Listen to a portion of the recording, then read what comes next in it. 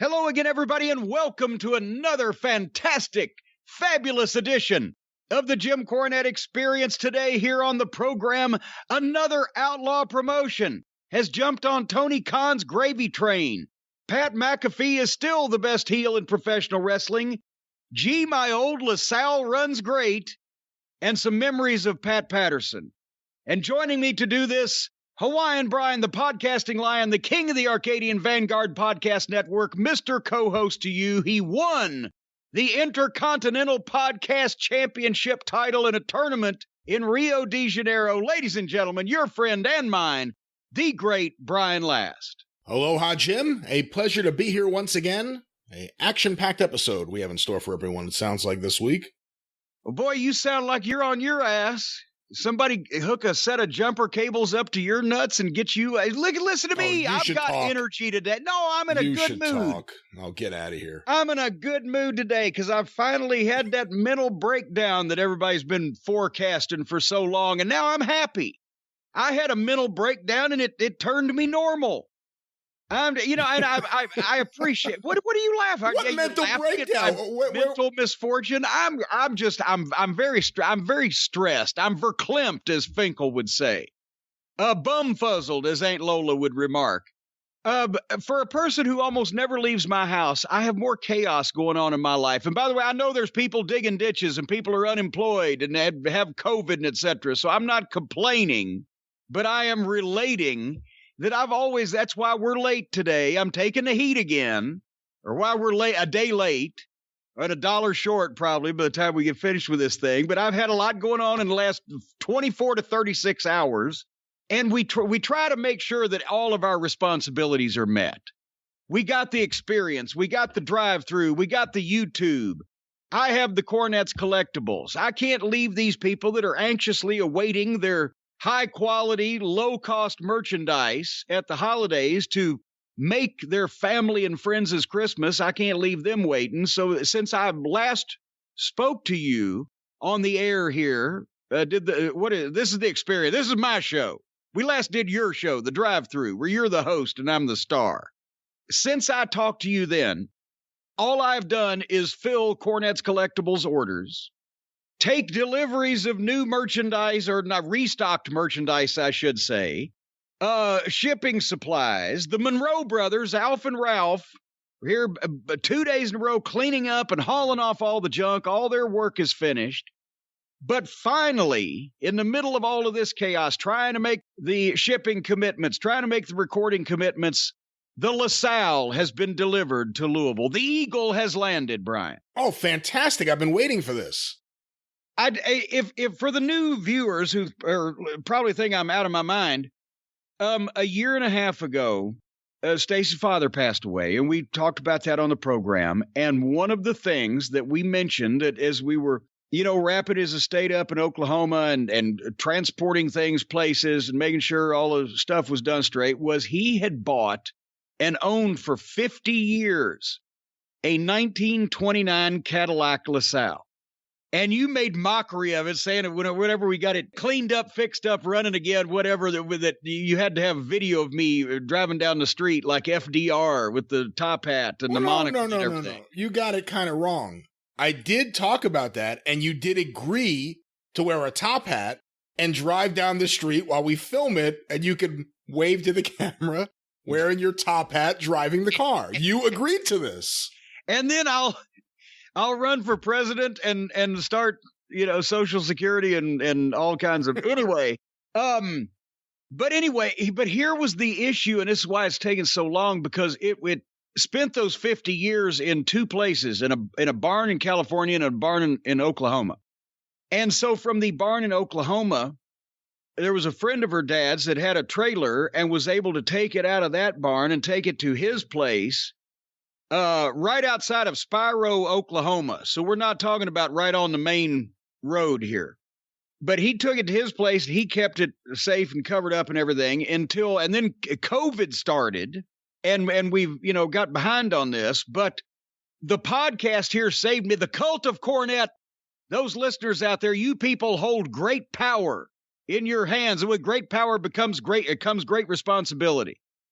There's a fan, a listener named Brian Lieberman. His dad, Mark, is in the classic car business and was able to help us arrange the transport, because they transport these things, especially when it has to be enclosed, because you don't want the rear view mirror of a 1929 Cadillac flying off, because you'll never find another one, right?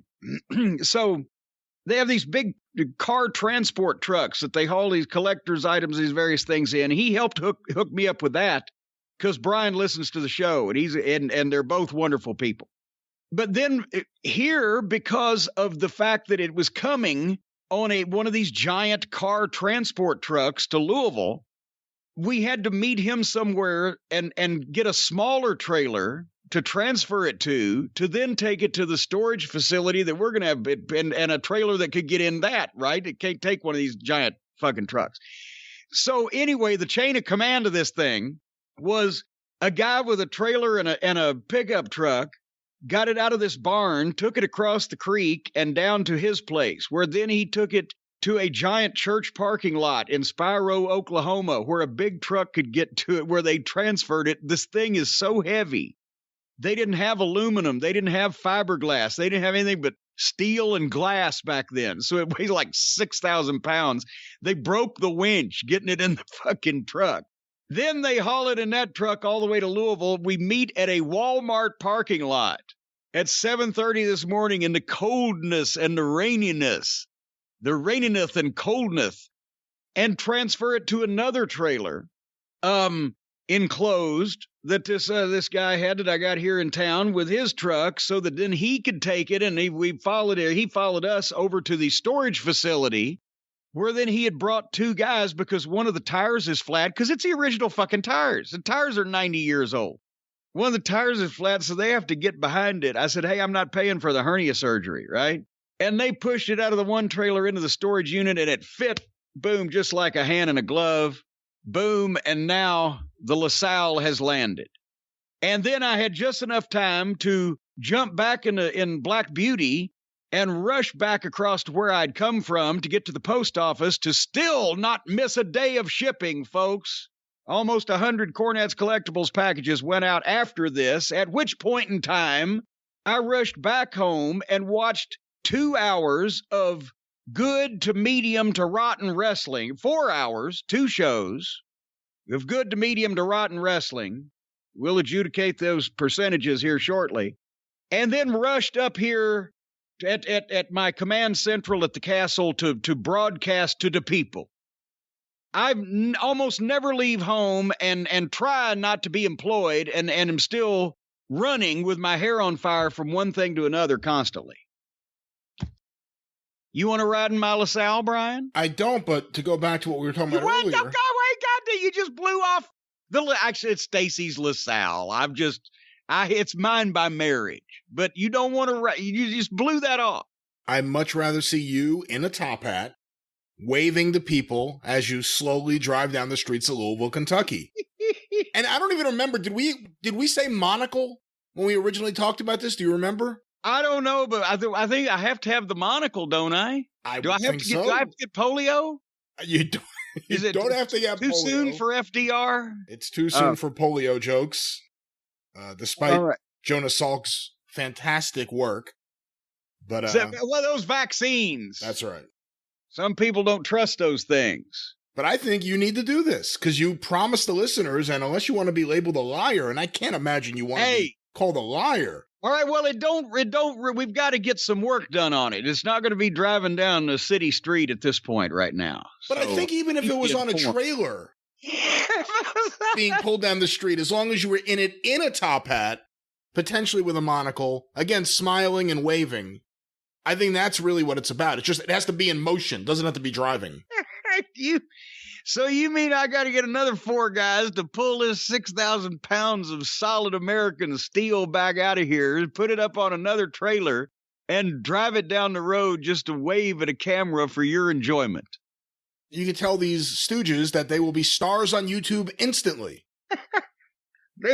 Hey, that might not be a selling point. Some of these people may not want to be seen on either in the Federal Witness Protection Program, even better, put them in a mask.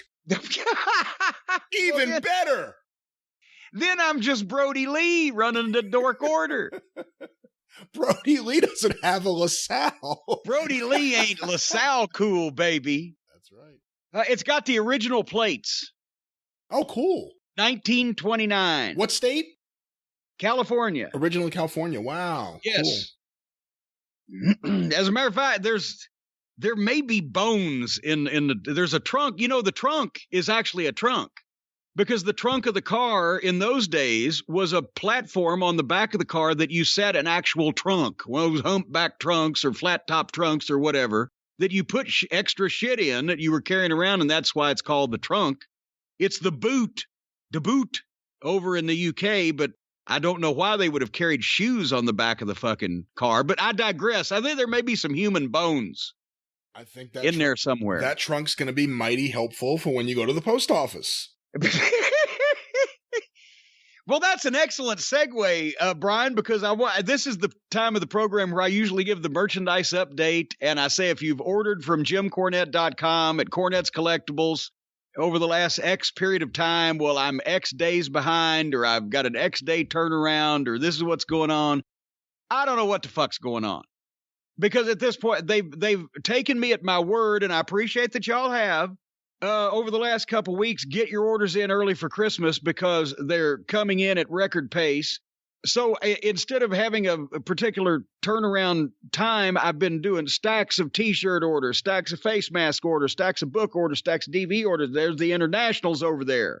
And it's all going out as quick as my little fingers can pack it. But for Christmas, folks, if you want it by Christmas, I am getting a little bit farther behind because things have picked up. Internationals, I've said I will fill them, but it's probably too late for you right now. Maybe Canada might sneak in if I get the chance to get it turned around. But internationals, do not be upset if everything through the last few days internationally, as of what is today, Friday, December 4th, has been sent out.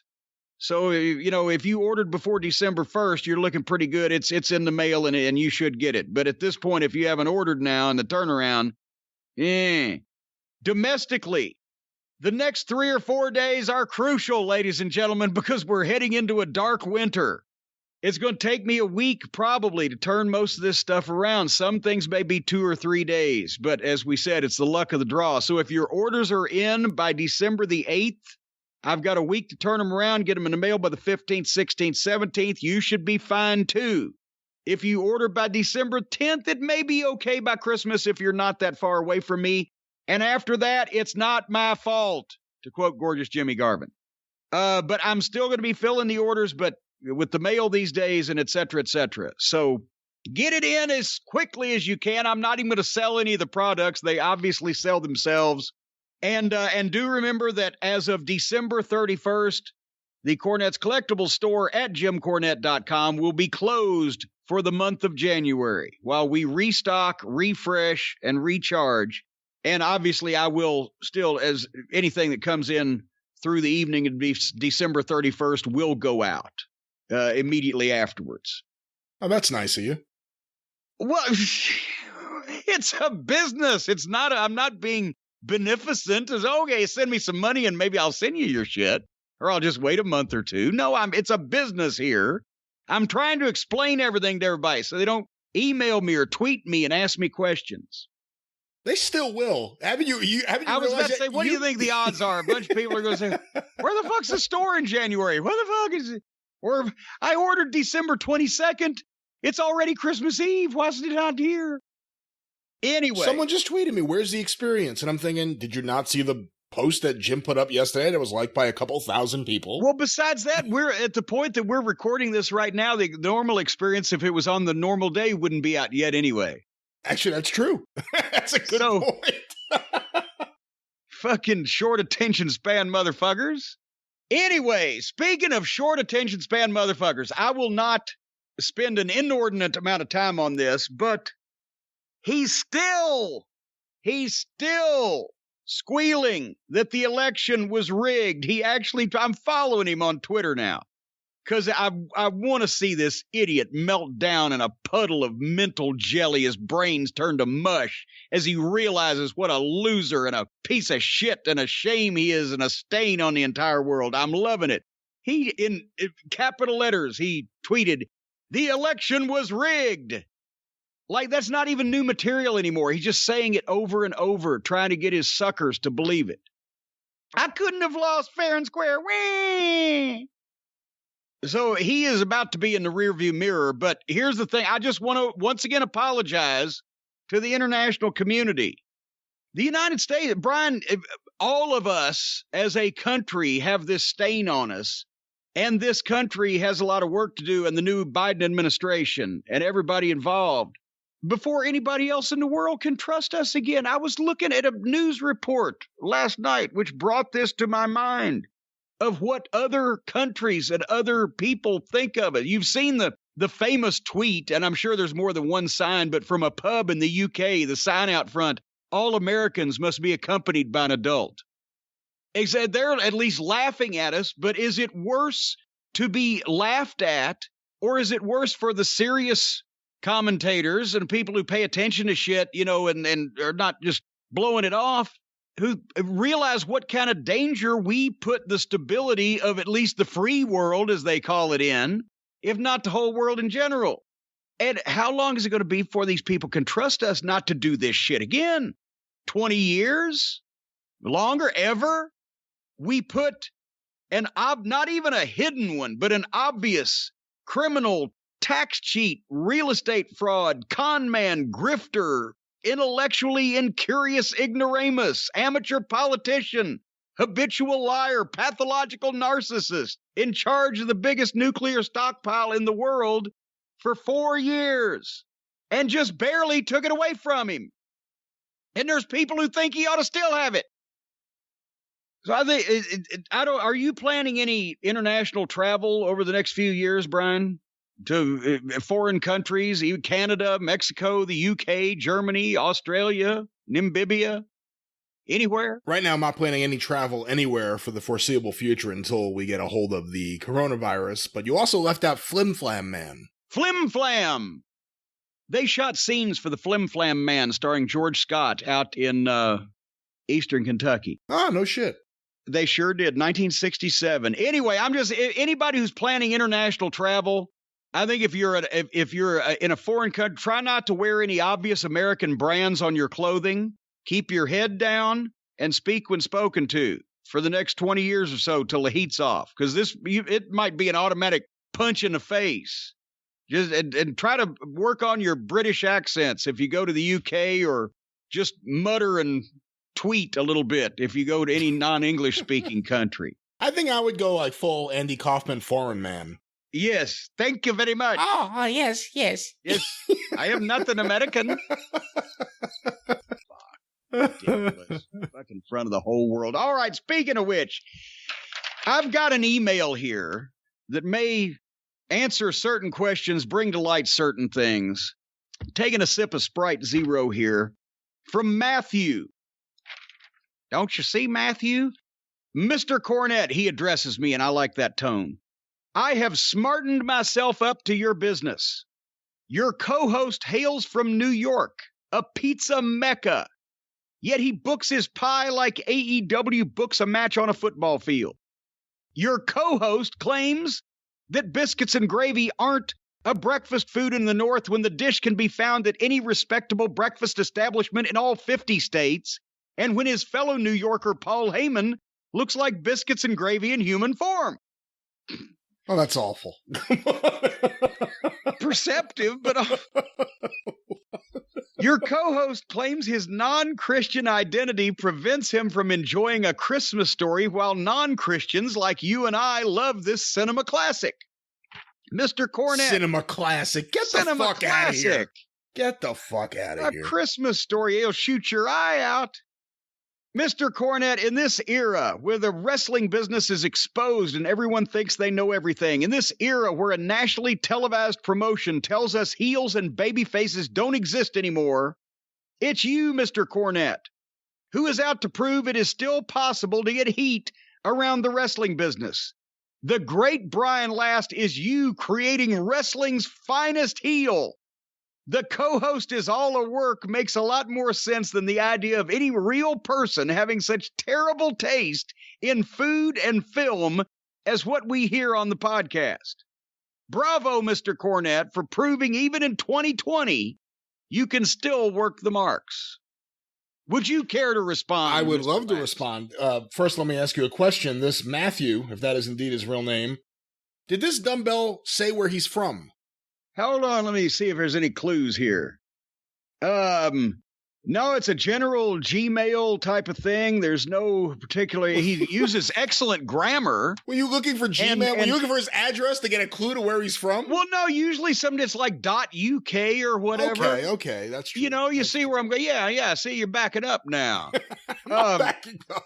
But it's very well written and grammatically correct. But there's no regional or geographical colloquialisms to determine where he might be from. What does that have to do with anything? I just wanted to know so I could shoot this down even further, but a few notes. One, I happen to be from a pizza mecca, so I know that good pizza doesn't need a bunch of shitty toppings to dilute the goodness, to quote Jim Cornette, to dilute the goodness of good pizza with a bunch of unnecessary toppings. Now, if my style of pizza was truly the AEW of pizzas, what did he say? What was his exact line? Hold on. His exact line was, he books his pie like AEW books a match on a football field. That is not true, because if that was the case, each slice would be completely different. One would have pineapple, one would have anchovies, one would have cookies, one would have ice cream on it, one would be just salad. That would be an AEW pizza. You got me there. Thank you very much. You got me there. Now, on the topic of cinema, and I think anyone who listens to the show regularly knows that I love cinema. I love a good film. I have a massive library in my home. At this point, I have films on VHS and DVD and Blu-ray and then digital files of the same films. It's gotten ridiculous. I need to get rid of some stuff. But A Christmas Story is not... What about 8 and 16 millimeter? Not films. I have some Woody Woodpecker cartoons on 16 millimeter. I have those also. Let me go back to what I was saying. But I can't remember which pecker I've got on 16 millimeter. I think Woodpecker's on 8 millimeter. It was either that or the guy at the truck stop. Yeah, that pecker. Let me go back to what I was saying before we started talking peckers. A Christmas Story. What did he say? What was his exact line about A Christmas Story? Is your memory going bad on you? He said that well, for one thing, here's the comment. Your co-host claims his non-Christian identity prevents him from enjoying A Christmas Story, while non-Christians like you and I love this cinema classic. Cinema classic. That was the line. Bullshit. It is not a cinema classic. It is a movie that came out in 1983 that no one gave a shit about until Ted Turner started airing it nonstop for Christmas time. That's it. It was never a movie that people said, oh, I can't wait to see this again. No, until it got pounded into people's brains over and over and over again, like movies for guys who like movies on TBS. It is not a classic. It's repetition, and you've accepted it. The anger in you over Christmas. Why is this war on Christmas? It's not a war on Christmas. It's a war on bad cinema. It's not. It's not even a good movie. It's a heartwarming There's a few good scenes. It's not even a good movie. There are good scenes. With good scenes. There's one good scene after another. Everybody remembers of the dogs taking the turkey, or they go into the Christmas tree place, or the lamp, or old Darren McGavin, my favorite Night Stalker guy. Going downstairs to cuss the furnace. Well, listen, all these Kolchak. things, the Red Ryder BB gun, the Eat More Ovaltine, the Little Orphan Annie decoder ring. Oh yeah, this what a great film.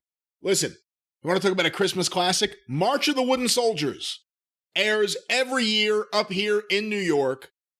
Laurel and Hardy. New York had to figure something. Laurel and Hardy, Mother Goose. You get everything you want in that. Barnaby. Bunch of scary ghouls. We even get the colorized version that airs up here. I'm not saying so there can only be one classic Christmas movie. I'm not knocking March. No, but the idea. But I love Laurel and Hardy, and WPIX can go fuck themselves though. But what's your problem with PIX? Well, they're not the only TV station in the world. No, they're not, but do you have a problem with WPIX Channel 11? They're the ones that show it, aren't they? They are.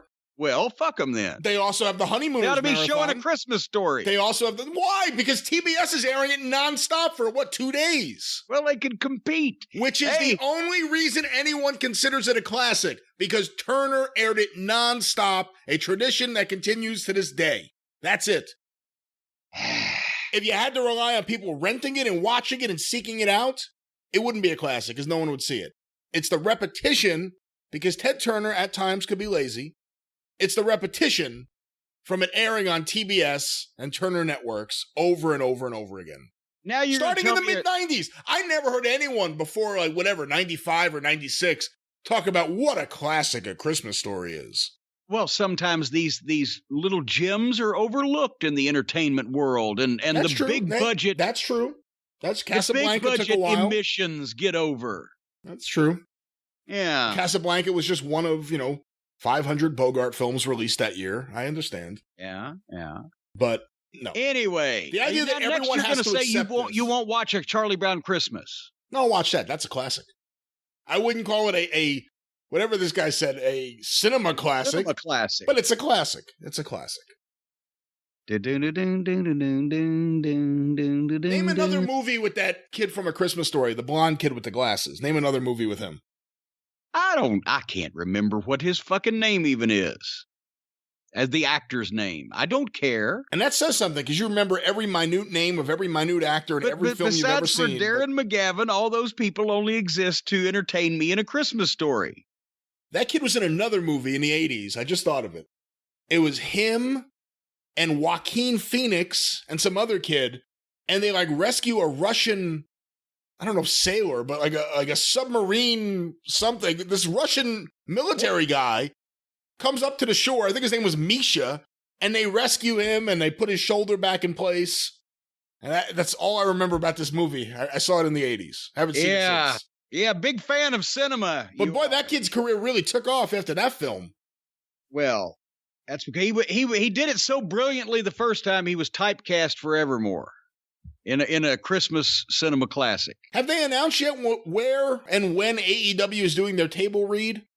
No, I think actually Shaquille O'Neal is going to be involved in that with Jane Cargill. What about Mike Tyson? Tyson will probably be there too, and also Judge Crater and Amelia Earhart will be all a part of AEW's table reading of Judge Crater. Kids, look that one up. Walked around the other side of a horse in full view of broad daylight and full view of people and was never seen again back in the 1880s. I don't know why it still cracks me up, but whenever I see Caddyshack, a cinema classic, that I stop and watch anytime it's on TV. When Rodney's in his yacht and the plane goes over his head, he's like, I just got hit from Amelia Earhart. For some reason, that stupid line gets me every time. What was Amelia Earhart's co-pilot's name for $1 million? Oh, shit. Jim Barnett. No. Fred Noonan. Oh, Danny Noonan was the kid in Caddyshack. Well, see, it's 6 degrees of separation there. Look at this, 2 different connections to Caddyshack. All right, well, we've gone off my goddamn segue, so we'll go back to it. Those Christmas films, well, I'll tell you what, you want to talk about something that you can watch for Christmas that'll bring a smile to everybody in the family's face? Yeah. It's a skylight frame. That's right. Because you don't just sit there and watch one picture, you watch innumerable pictures. Because with a skylight frame, you set it up, you can update it by email from anywhere. People can send you pictures that will instantly pop up, and then you can tap the screen and thank them for doing it. You can do the slideshow thing. Multiple people can send photos to this frame. It's got a gorgeous 10-inch touchscreen, so you can swipe through everything. As I said, you can do the slideshow regardless. Whatever it may be, family, friends, places, beloved pets, candid photography. You can do any kind of pictures in a skylight frame, and you can either buy it and set it up for yourself on your desk or countertop, or you can buy one for a loved one, a friend, a family member, whatever, and bring them a little joy in their life at Christmas time by seeing pictures of all the kiddies. Have I pretty much accurately described this wonderful skylight frame, Brian Last? All I could say is I personally own one, and I've bought now 2 as gifts for members of the family, and they love it too. So I can say from firsthand experience, I love mine, and the people I've gifted it to love theirs. It's fantastic. And also, as we've said, you've got that one sitting on your desk right next to your command station there that has rotating pictures of you in various moments of glory throughout your life that you can admire and take inspiration from. We didn't say this, you said this, and it isn't true. Well, that's what you say.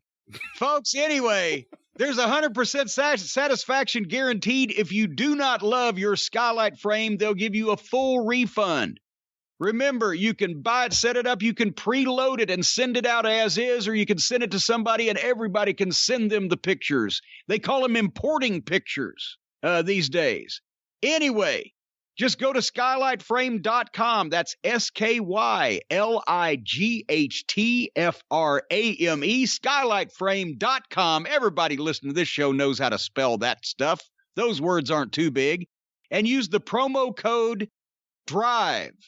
That's skylightframe.com, promo code DRIVE, D-R-I-V-E. You get $10 off your purchase of a skylight frame. And remember, that's on top of the guarantee, 100% satisfaction or your money back. Skylightframe.com, promo code DRIVE. Every frame they send you will have a picture of Brian Last on it. You can just preload those, can't you? Or do they have one sitting around the office there, the home office of Skylight Frame in Lincoln, Nebraska? I'm not going to comment on my relationship with the fine people at Skylight Frame, but I love my Skylight Frame. That's filled with pictures of my family and dog. Not just me. Do you have to label which is which so people will know? And various members of the New York Mets. And just no-sell my childish insult. That's right. Various members of you have pictures of members of the New York Mets on your Skylight Frame. There may be a picture of Tom Seaver and Keith Hernandez in there. Well, I can neither confirm nor deny. Candid photography, locker rooms? No, not candid photography. Perhaps Dwight Gooden, 1985 on the mound. Dwight Gooden would be candid, but nobody else will. There was a while, I know you don't follow baseball, there was a pitcher who, I forget what college he came out of, but he was a college athlete, a pretty bright, well-spoken guy, and he was someone that they predicted would have a great future. His name was Chris Benson, and he came up with the Pittsburgh Pirates, and he did all right, and then the Mets got him in a trade. And he had already shown some signs of his body breaking down, and in the end, he wouldn't live up to his full potential. But this well-spoken, well-educated, nice guy married this woman, Anna Benson, who was a stripper that he met, and she was like out of control, and she came with him to New York, and every article was about her and not him, and she said, if he cheats on me, I'm going to sleep with every member of the team, every single one of them. And, she posed nude. She did all these things. But I don't know what candid photography about the Mets made me think of Anna Benson. Do you have any pictures of Anna you can send to my Skylight Frame down? I'd like to see Anna. She sounds like she was one of the boys. You know what? Fortunately, I could use the Skylight Frame app and send it right to your frame. Actually, I could. Well, there you go. See, folks, it is a wonderful thing that you can do with this technology these days. Skylight Frames. Trademark. Speaking of trademarks, the big announcement was made this week. I don't know how they kept it under wraps this long. I really don't. I figured it's somebody, whether it be Mike Johnson is the Steve Kornacki of pro wrestling journalism. I'm sure, I can't believe he didn't uncover this. Uncle Dave, you would have thought with all his sources. Probably all his sources have various members of the AEW roster's penises in their mouths, and they couldn't talk plain enough to spread this information. WCW is coming back. World Championship WCW is being rebooted. This was just announced, 2 days ago here on the interwebs? The big announcement, and of course they had a problem with the production company. Because they hadn't dotted all their I's and crossed their T's, I guess, yet with the production company. And the production company they mentioned kind of said, we're not going to be doing this. Because they're not finished talking yet. It's under consideration. There's contact been made. I think the new WCW people actually drove over to the parking lot and looked at the production company's offices so far. But do you have more information on this, Brian? I have as much information as been publicly available. I can't believe how many people jumped on this and actually believed it, even for a second. So a Twitter account popped up at WCW_2021, the name being World Championship Wrestling, using the WCW logo, not the classic one from the Jim Herd era, but the flying vagina from the late 90s. That's the logo they decided to go with. And they issued a couple tweets. Here they are. We are WCW. We are rebooting the once popular wrestling promotion from the 90s. Our first event will be taking place in Lake Mary, Florida on October 10th, 2021, and all tapings, live events, and shows will take place via Sky Storm Inc. Or I guess it's at Sky Storm Inc. I guess that would be. Yeah, Sky Storm is the production company that, and they used their Twitter handle. And by the way, is Lake Mary, Florida? I thought I'd been to every major city in Florida. I don't recall being in Lake. Where is Lake Mary, Florida? According to the interwebs, Lake Mary, Florida is a suburban city located in the greater Orlando metropolitan area. Oh, okay. Well, of course, if you're wrestling, you have to be in Orlando. So that's where the action is. So I didn't think that the WCW reboot would just go somewhere out in the sticks. Here's another tweet. We will bring back old and new faces in the 2021 reboot, and currently searching for independent wrestlers to join us full-time on our roster. Our email address is worldchampionshipwrestling2021@gmail.com if you want to be a part of the new WCW. So most people, I would think, saw these two tweets and said, what is this nonsense? Yeah. This is the most ridiculous thing ever. For those of you who are younger and may not know, Vince McMahon and WWE bought the assets of World Championship Wrestling in 2001. They bought them outright from, would it be Turner Home Entertainment? Well, actually, the Turner Company, Turner Home Entertainment, was another subsidiary of Turner's umbrella. Right, but the point is, it's not like this is a fact forgotten, lost in the mists of time, because it's constantly being talked about on every wrestling website where there's a trademark issued. Cody just recently gave some of his trademark claims up from Dusty Stuff to get his name back. And there's the WCW products and videos and documentaries that WWE has done. And it's not like this has just all been forgotten. I would think that even the youngest fans know that WWE purchased lock, stock, and barrel the intellectual property of World Championship Wrestling from Turner in 2001.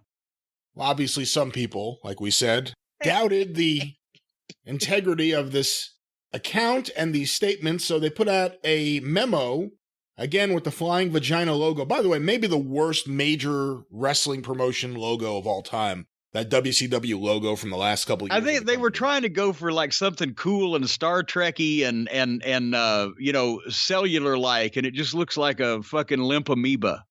Dated December 1st, 2020. Earlier this morning, an announcement was made on our Twitter account that we were bringing back the once popular wrestling promotion on October 10th, 2021 via Skystorm Productions. Unfortunately, the reception was met with a lot of mixed to negative reception online, as many people believed that we did not have. Actually, no, that it is wrong.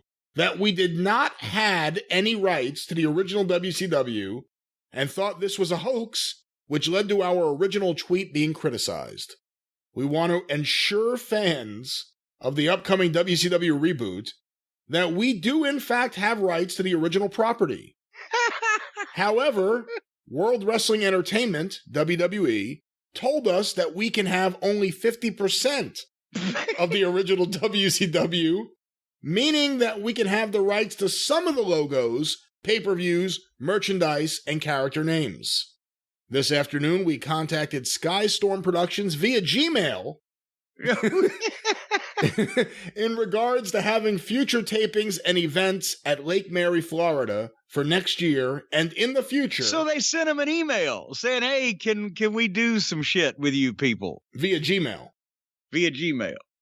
And we'll be discussing this over time with them later this week over the phone. 2021 will be a great year for wrestling if they fans. will take our call. That's right. 2021 will be a great year for wrestling fans, and want to let you all know that we do want to make the upcoming Reboot special. Our first pay-per-view event, Greed, will be live on YouTube, Twitter, and Twitch on October 20th, 2021. And once we have communicated with Skystorm Productions, then we'll be using their location to have future shows and events. Thank you, and have a great evening. Alexander Fox, owner and CEO. Well, first of all, you just said our show 1 year away. After we talk to these people, we're going to have future shows at their location, but it's probably going to take us more than a year to get this all wrapped up. And besides that, here's the thing. Alexander Fox, and I tweeted a little tease on this. I have never, we talked about this one time on the show here recently, Brian. I have never actually asked anyone to be booked in the wrestling business. From the time I got started, I've never asked to be booked. I've never asked for a job. I'm breaking that string now because Alexander, I'm going to work for you. I will work for this new WCW reboot because I'm tired of everybody else cashing in on all the billionaire sucker money marks. And obviously, old Alexander here, he has to be loaded, rolling in dough, because hell, he's contacting people by Gmail. You don't just get that out of a box of Cracker Jacks. So I would be glad to work for Alexander as either a manager. Now, they've only got, Brian, the rights, what they said, to half of the gimmicks and the pay-per-views and the trademarks and all that stuff. So I'm just wondering, I can manage the two horsemen, you think? Or maybe I can be booker, but I've got to know if they've only got rights to half the assets, do we get the rights to the baby faces or the heels? This could be important. Or are we going to split the rosters evenly? I would recommend that. I can't wait to see your feud reunited with the End Roll Express. Yes, they're going to. And the Midnight versus the End Roll Express will be fucking legendary this time around. And I'm wondering also, does this mean that all of the 20-foot pole matches where you put some on top of a 20-foot pole, can they now only be 10 feet tall? Forget ding-dongs. It'll be just the ding. No, or maybe the dongs. We'd rather have the dongs.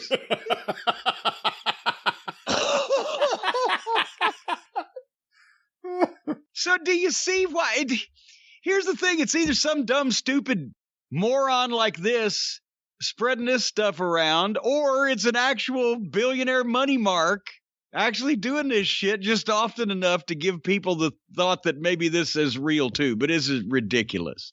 This is better than Herb Abrams announcing that Blackjack Mulligan was going to be his booker when he was in prison, and that his top guy was going to be Brody a year after he died, right?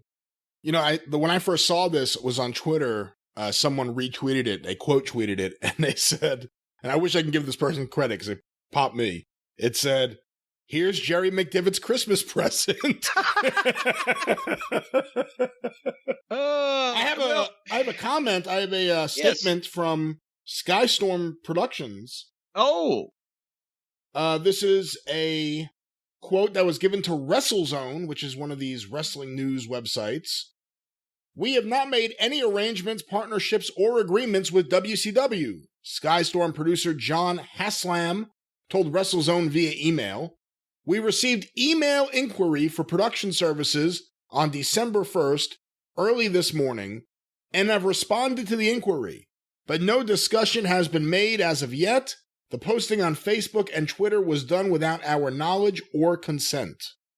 So that's interesting. Sounds like the start of a beautiful friendship to me. That's an interesting little wrinkle, because you would think, okay, it's a scam. By the way, the Twitter account is gone now. I don't know if that was Jerry McDivitt or that was embarrassment, but the Twitter account is gone now. Oh, WCW Reboot's Twitter account is gone. It is wiped out. It is gone.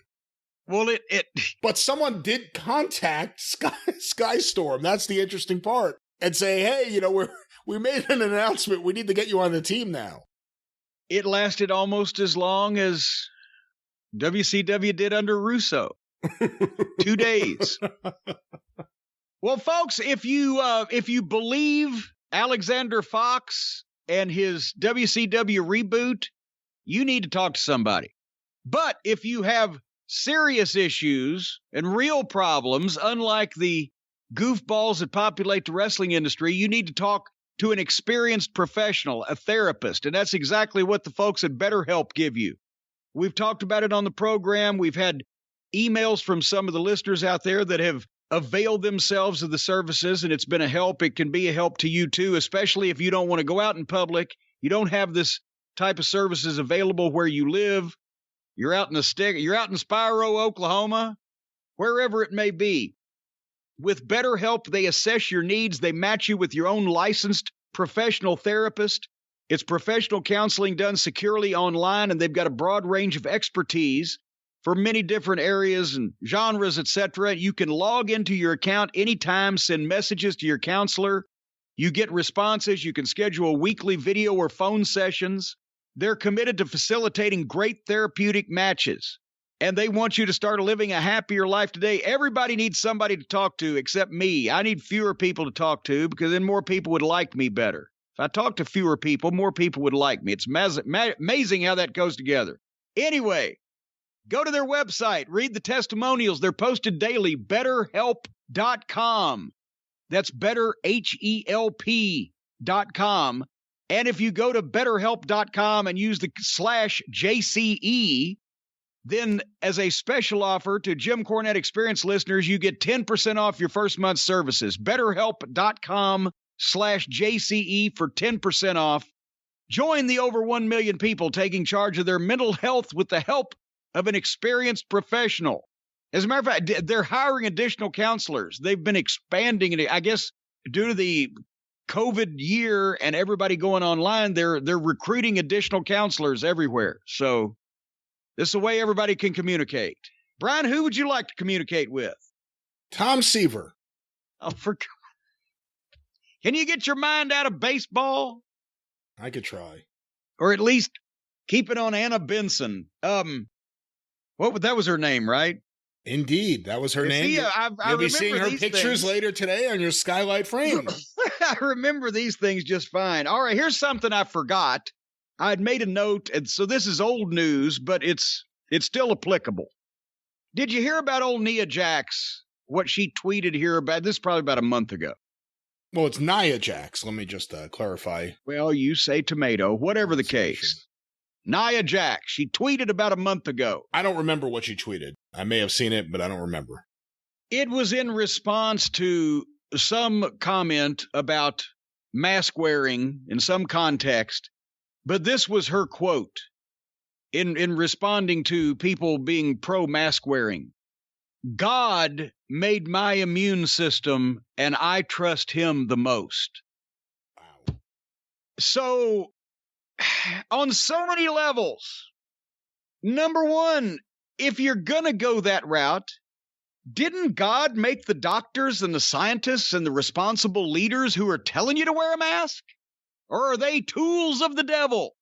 They've got horns on them, Leonard Nimoy fucking ears and eyebrows. Or just because you, Nia Jax, believe in the invisible supernatural beings, what about those of us who believe in science instead of science fiction, who live in the real world and don't necessarily want you slobbering all over us? Because we know what the fuck's going on.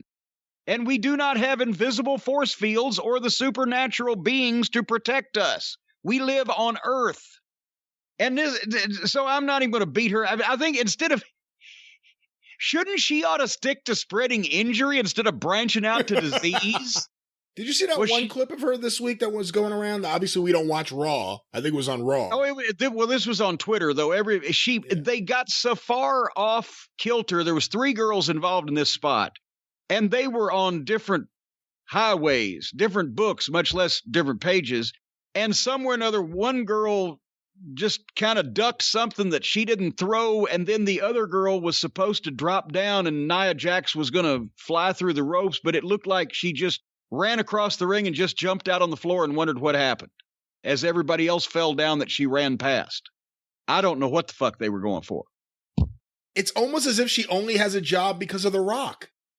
Yes, the devil, you say? I don't know. It seems like that sometimes, doesn't it? She hurts everyone. She's not good in the ring. She doesn't move the ratings. She apparently moves the COVID. That was back to my original point. These are young people. The wrestlers, the current modern day generation of wrestlers that are supposed to be so tolerant and so diverse and so welcoming and so inclusive, and they still, we've talked about old Proud Boy blackface referee on NXT.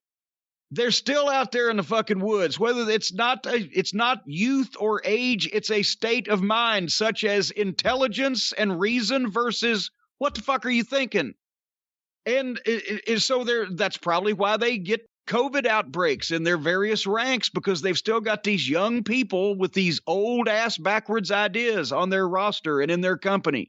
And how has the freedom crowd, I'm saying D-U-M-B, the freedom crowd made covering your fucking face up in the middle of a public health crisis about patriotism and freedom? Well, we know President Pig shit for one, but they don't have to believe that shit. He's so see-through.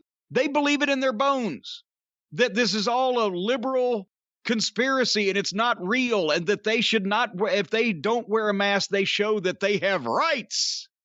How is it your right as an American to spread germs to people?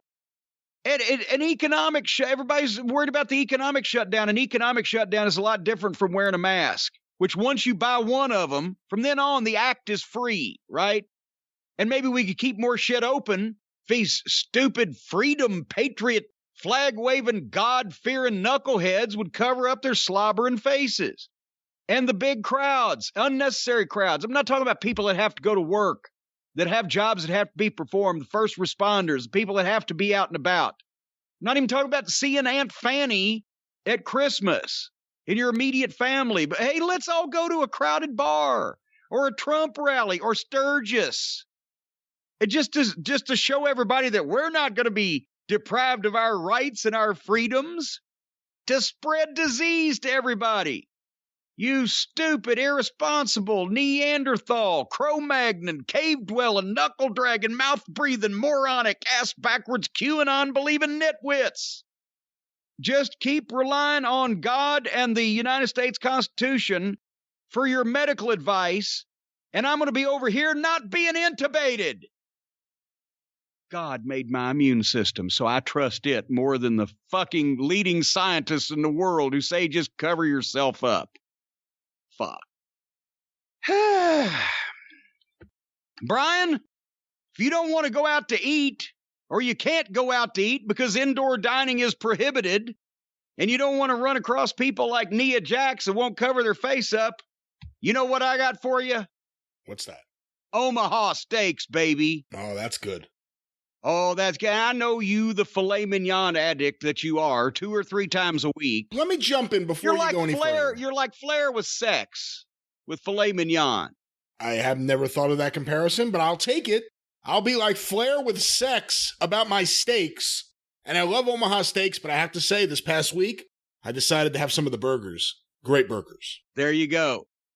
Whether it's burgers or whether it's steaks, they've got chicken. They've got all kinds of different entrees. But also, you know what Stacy loves is those apple, what are they, fritters, turnovers, whatever, that you bake them in the oven, and the apple desserts. I love the au gratin potatoes. I actually eat all that I can get. I'll eat multiple orders of those in a single sitting. But they have sides. They have desserts, a variety of entrees. Right now, they've got the deluxe grillers assortment.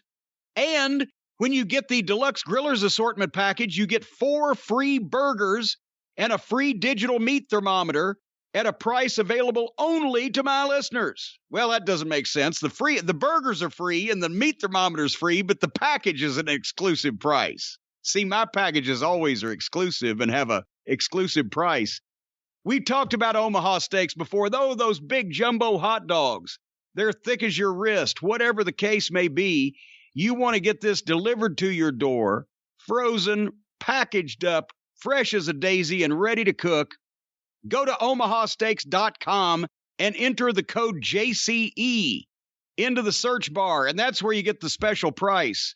When you get the Deluxe Grillers assortment, you're going to get those 4 free Omaha Steaks burgers. You're going to get the free digital meat thermometer. That way you don't overcook these things, because then you've just turned it into a shoe sole, for heaven's sake. Be responsible with your grilling. omahasteaks.com. The code is JCE. They deliver guaranteed quality and safety with every order. The best gourmet gifts of the season at Omaha Steaks, folks. Do you have anything to add to this? I'm still thinking about me being, what was it, the Ric Flair's, what did you say? I'll tell you exactly what I said as soon as I remember it, Brian Last. I said that you are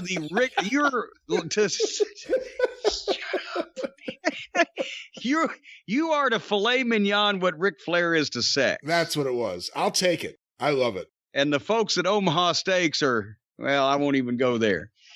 I got a point counterpoint from the listeners. Okay. Because we've been talking about this. There are some instances we have heard of out there where people that listen to the program are the male half of a partnership and the female half is forced along for the ride against their will. To hear the mellifluous tones, the sound of our voices, Brian, and the information, education, and enlightenment that we expound upon on the program. I have another one of such of those things. From Sarah. Hi. I am one of those cult of Cornette widows that I often hear about on your podcast, Against My Will. It's my partner's birthday on the 8th of December, and I was wondering if you would wish him a happy birthday. I'm not getting him anything because I'm like 99% sure he would choose you over me, and he can go fuck himself. His name is Mark Court, and I don't want to say he's your biggest fan, but if you lived in England, you'd probably have to get a restraining order. Thank you, fuck you, in capitals, bye.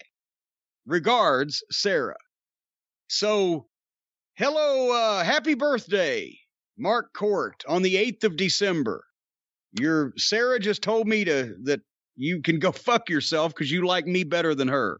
So I'm glad you were in England and an ocean separates us. However. That was point counterpoint? Well, that's the point. Oh. You're jumping ahead. The counterpoint's coming up. See, now some of these young ladies are being forced against their will to listen to us, but others, the discerning kind, the intellectual kind, they're of a different phrase entirely here. Sophia. See, I like that name already. That's a very dignified name. Sophia writes, Dear Mr. Cornette, very polite also. My name is Sophia. I am from Northumberland, UK, and my father brought up myself and my 3 sisters as huge wrestling fans. What I mean by that is he taught us about the origins of the wrestling business, primarily wrestling in the UK and the US. I don't profess to be a wrestling sponge like Brian. See, she's got you in there. I'm a 22-year-old currently studying for a master's degree in shipping law. That sounds very specific. Yet I have been told on numerous occasions that I have no business being a fan of wrestling, that my opinions don't matter because women know nothing about wrestling and have been subject to all manner of condescension and idiocy. I've also been told by certain individuals on Twitter that I cannot or should not listen to your podcasts. Now, I'm not one to let things go, and I can be combative at times, which doesn't help. So a number of months ago, I began to listen to your shows, and guess what? I found them to be informative, hilarious, and entertaining. Can you let some of these morons know that some girls do know about wrestling history, and girls do like to listen to both yourself and Sir Brian? Boy, she's very respectful. Thank you. Because clearly my voice is not being heard. All the best, much respect, and stay safe, Sophia. Well, thank you, Sophia, from Master Jim and Sir Brian. And very well written. Very well. See, these are the people out there. I told you the people in the cult of Cornette, they're the with it people. They're the smart people. They get it. They're with it good. No, that's whip it. But Sophia, maybe get that skylight frame and we'll get that started. Anyway, you know what? What are you saying? You know what? I'm just not. You know, every girl is crazy about a sharp-dressed man, Brian. I've heard that. And I'll tell you how you can be so sharp you'll cut yourself with the folks at Buttercloth and the Buttercloth shirts. We have shared this information. The most comfortable dress shirt in the world. It feels like you're wearing a T-shirt. Whether you're tall or small or fat or short or stout or plump or skinny, they've got a range of sizes and fits.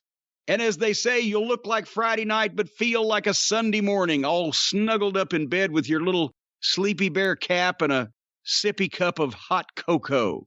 They're not stiff and scratchy like typical men's dress shirts. 100% long fiber cotton with 6-way stretch. It's a revolutionary fabric. It's breathable, warmer in the winter, cooler in the summer. They've got signature details and tailored fit to make you look amazing. You just look them up there at buttercloth.com. You know how to spell butter, like you spread on toast. You know how to spell cloth, like you wear on your body. Put them together. Go to buttercloth.com. And there's an array of choices that you can make to fit you exactly like a glove, or in this case, like a shirt.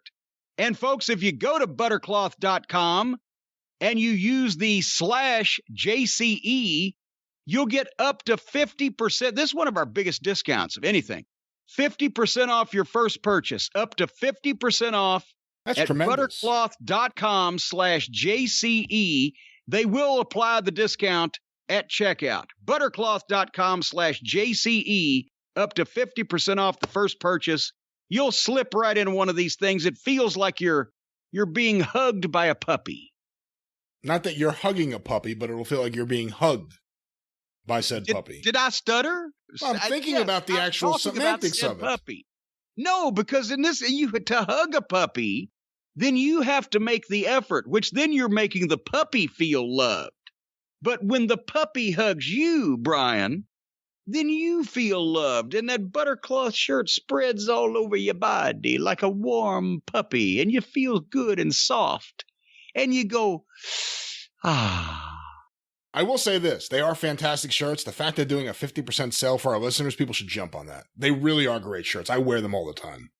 In actuality, and no joking aside, all jocularity aside, I have several Buttercloth shirts, and if I ever go out in public anywhere past the post office again, I'm going to wear them exclusively because they are, and I'm actually pissed that I didn't know about them for the last 40 years when I've been wearing a fucking suit and tie and constantly having my oxygen cut off from these tight, scratchy shirts, even with no starch.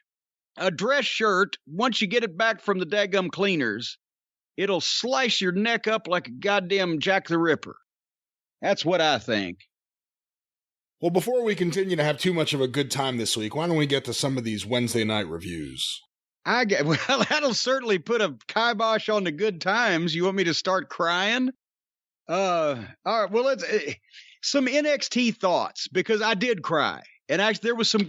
I liked this program much better than the one last week. I really did. Well, I mean, just overall, what were your thoughts? I mean, there were things I liked, but it's a crummy show. Each and every week, it's a really crummy show.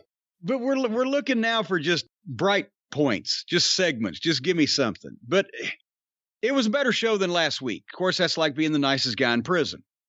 But the opening with all the talent on the stage, if there's a time to do that and have everybody out there, and there were so many people that were so crowded together, you couldn't really keep track of who was babyface and who was heel anyway, if they can even keep track of it. But on the stage, the Pat video for Pat Patterson, who we're going to talk about in the main event position on the program here today, as it should be. But I teared up on that one. And how good was it that they actually had really good footage of him doing the karaoke my way, because that was his thing, right? And they have all the footage. I wish they had San Francisco footage. I wish anybody had it. But that the video was worth watching the whole show for me this week, just to see that. Anyway. The only thing I thought was disappointing was they didn't have any footage of him and Louis in the video, or even a picture of him and Louis. Well, Louis never he wasn't a public person, so it's not like he was ever just, hogging, hey, get a picture or whatever. I met him a couple of times, been passing, but there are photos, and he did a lot of Yeah. stuff for the company too while he was, around. True. Yeah, I didn't think, because they used mostly still pictures anyway. Well, that was an omission. Okay, I pick apart everything, even the stuff I like. Why don't you?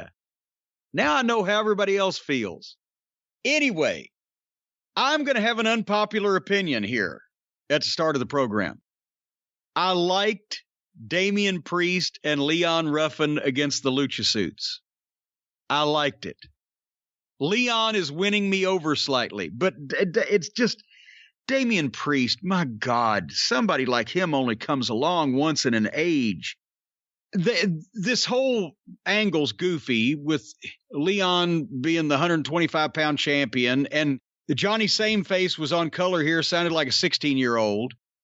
And Escobar is good. His two sidekicks are used so interchangeably. They don't have identities of their own necessarily. They think they do because they know who they are. But, anyway, but from the pre-tape in the back, where Priest sets the stage that he's going to take good care of old Leon because he wants that belt, so he doesn't want these guys to fuck him up or whatever. And then the Lucha Suits come in, and Priest is just a complete star. So natural verbally.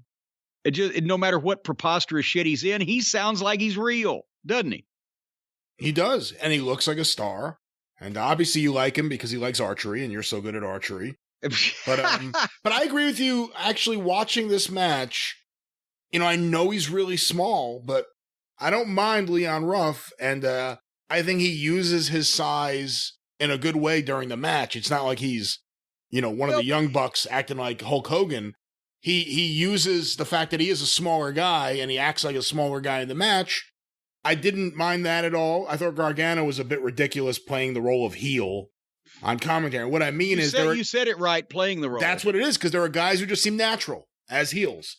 And then there are guys who seem like, I'm going to be a heel tonight. I'm playing a heel. And that's the way Gargano came across, just completely phony. He came across.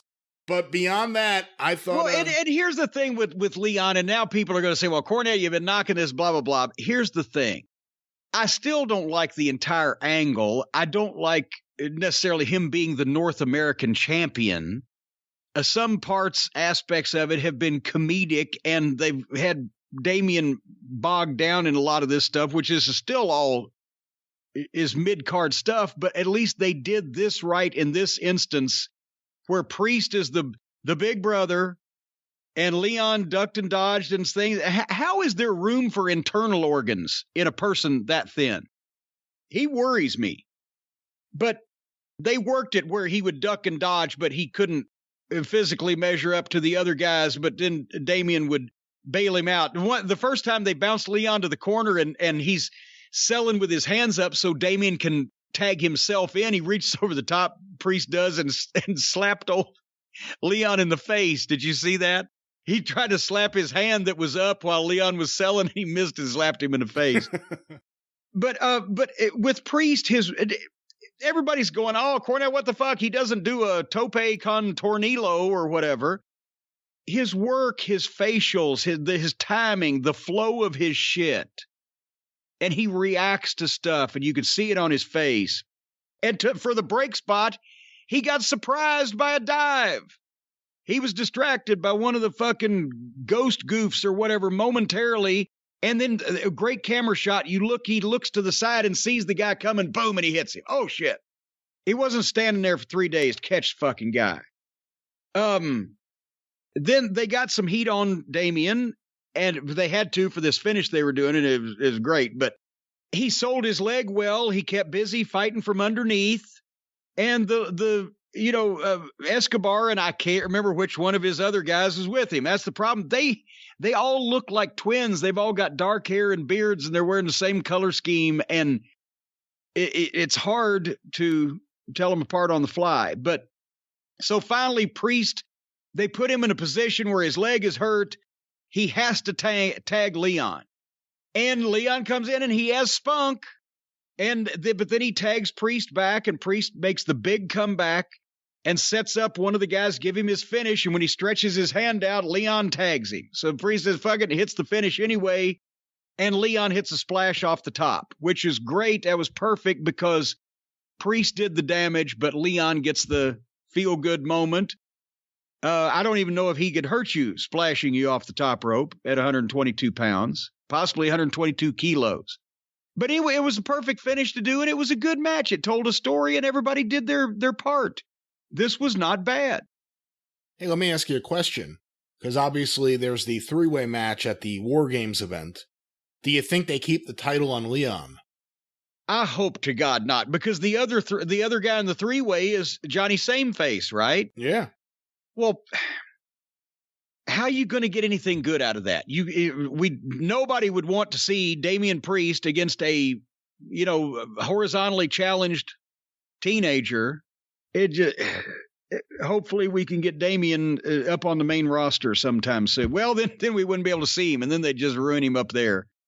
More Damian Priest, less everybody else. How's that? The Undisputed Era package. In a limousine, in suits, looking like professionals. But what they said and what they did in this package, it was not as important as the package itself. It was a good plug for War Games, and the guys were being conversational. It didn't seem scripted. The points they were making, blah, blah, blah. But this, production-wise, is what AEW may be trying to do. I don't know, and just fall short of it, or maybe they're not good enough to try to do this, or whatever. This was cinematic, but not goofy and funny and silly. They eavesdropped on the conversation, so it wasn't like that all these other videos where the guys are just blatantly revealing secrets and committing crimes with a camera right on top of them. It looked like a zoomed in thing, and they weren't quite mic'd. It was an eavesdrop technique. This was cinematic, but didn't seem low budget or indie or outlaw. And it was a good plug for the War Games match. What'd you think about it? I was conflicted. I mean, they're good. Adam Cole's very believable, but it was cinematic. It felt like it was right out of the movie Diner. I did have but they do it. They do it well. Yeah, it's not still, like a couple of guys with a fucking VHS camcorder that shot that tooth and nail fiasco. No, but still, I hate the idea of there's a camera here. We're not acknowledging it. They have multiple camera angles. We're sitting in the restaurant having this intimate conversation, and it's all being filmed. But they didn't commit any crimes. No, they didn't. And they didn't even reveal any secret information. Well, let me ask you this. If you're going to do something like this looked like a professional way to do it. I had a thought while watching this. Do you think there's any chance one of them is going to turn at the War Games? Well, it almost sounds like it, doesn't it? I don't know. I got that feeling watching it, and I could be 100% wrong. But they're the babyface team. They go against McAfee and the heel team. We don't know who that masked guy was that arrived last week, and McAfee dropped a hint later in the show about giving someone a Mercedes-Benz. I don't know. I had the thought when they went to Roddy, who I think was the second guy to talk. And then they went to Kyle, and I was like, maybe it's him. And then I'm like, well, they haven't showed Bobby Fish. Maybe it's Bobby Fish that'll turn. But I just had the thought while watching this, I think one of these guys may turn. See, now they've got you thinking what's going to happen. That's true. There you go. See? Moving on. I made my point. So what do you think's going to happen? I don't know, but at least they got you thinking. That's right. Cameron Grimes versus August Gray. I love Cameron Grimes. He does great shit. He obviously enjoys working. But their main event stars don't get as many squash matches as Cameron Grimes does. The only person we ever see get just a good, strong TV win is Cameron Grimes. And then as soon as he goes over, they do something to make him fucking goofy and take all the heat off of him. In this case, he beat August Gray in fairly quick fashion and then hooked because they're having a strap match with Grimes and Loomis, Dexter Loomis. So he hooks Gray up to the strap. And while he's cutting a promo and whipping the guy rolls out. And then suddenly, when the camera sees again who's on the other end of the strap, it's Loomis. And Cameron Grimes did a bunch of comedy and started squealing and running and falling and everything. And I love him when he just wrestles and does himself, but when he's scared of zombie referees or just runs away from this guy because he looks at him. And the strap was too long. By the way, that's why they had a lot of problem with it. 8 feet, guys. Jesus. Where'd they like a 12? I guess they had to do the gag, I should say, because he had to roll out and be far enough away they could do the switch behind the ring. But in practice, pare it down to 8 feet. If you got tall guys with long arms, maybe give them 9. Your thoughts? I really like Cameron Grimes. I wish he was used better. This is the first time I've seen August Gray work. You know, he was the Timothy Thatcher student that fired up at him a few weeks ago. Yeah, he looks like he just got off his day job at Valvoline. I'm not sure about his look, and obviously it's a really bad fake name, but I thought he looked pretty good in the ring. It's a nice little back and forth match. Cameron Grimes is really, really fun to watch in these matches. And then back to the Loomis feud, and he always looks like he's, you know, just got off his shift at the airport hangar or something. I'm not looking forward to that match. And I still can't get past the idea that gave away the blindfold match to build to the strap match. I can't get past that. I know there's maybe like me, the old school wrestling fan, but one of the writers has a list of gimmick matches, and they're trying to go through and see if they can do all of them with these same 2 guys. Speaking of matches I'm not looking forward to, the next match was Jake Atlas against Tony Nese. And I got to be honest, I like Tony Nese. He's a heck of an athlete, and he's in great shape. But if I had any thought that he was going to win this, I'd have watched it. But since I knew he wasn't, I didn't. Because once again, where is Austin Theory? And we get Jake Atlas every week. Fuck. They've only got a certain amount of really attractive talent that you look forward to seeing. And they seem to book the others more often. Did you watch this? Did you have any thoughts on this? Does anybody care about this? I watched it. I don't really have too many thoughts. I think Jake Atlas is competent in the ring, but he's just so bland. And I know that he kind of acted a little bit like a heel in his promo after the match with McKenzie at ringside. Well, everybody acts like a heel with McKenzie. But I don't know what that means. But I don't know. I don't either. But you know, like I said, he's all right, but he's just a guy. Like, there's no gimmick. It's just, here's Jake Atlas. He doesn't look like anything special. He's all right in the ring, but we'll see where they go with him as I don't know if he's turning heel. I don't know what he's doing, but we'll see where they go with this. All right, so we started the show really good, and then it kind of tailed down here in the last couple matches, but now it picks back up. Team McAfee, in-ring promo. And the only thing, first of all, visually, why is Pete Dunne that color?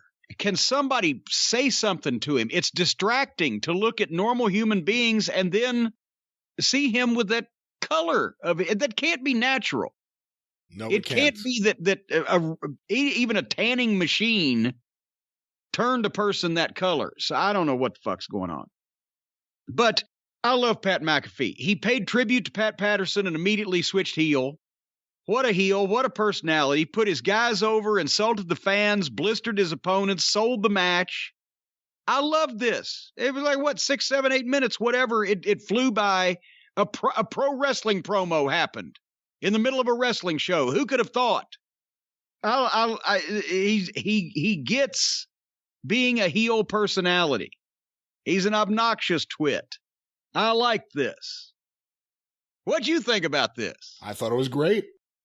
Great. I'm still getting used to the idea that this is his stable. You know, well, Danny Burch, at least, I got to give Danny Burch, he has a look. He looks like a little bit of a badass. Pete Dunne just stares, and he's orange. He's a good worker, but he looks just so odd. The hair and the stare and the orange. The whole pairing just, I don't know. Well, that's it. Did you mention he put his guys over, but also McAfee did make the statement, that's why I hired these guys, because they're the best. That's why I hired them for this run. Maybe they, okay, sooner or later I'll get somebody else. That's the thing is, it's not giant star power. They're trying to elevate these guys with being with McAfee. So, and again, they're teasing whether he was or wasn't the guy last week that interfered, who was wearing the mask that he previously wore. And also he said in there, unless there's something I missed where this was revealed in previous weeks, that there's another wrestler he recently gave a Mercedes to.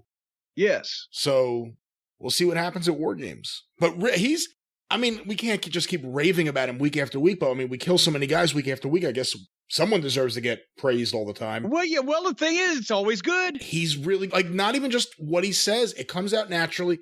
His body movements while he's talking. He's so fucking good. And when he had that match with Cole, he got it across. So that match, more than almost any other match during this era, I wish there were fans there, because when he did the backflip, they would have gone nuts. He was great in that match. It'll be interesting. His second match is a War Games match. I'm guessing maybe he'll be the fourth entrant in the War Games on his team, if I had to guess. Well, and that would be the smart thing, too, even if he was the best worker, because he's also the fucking heat magnet. He's the biggest star.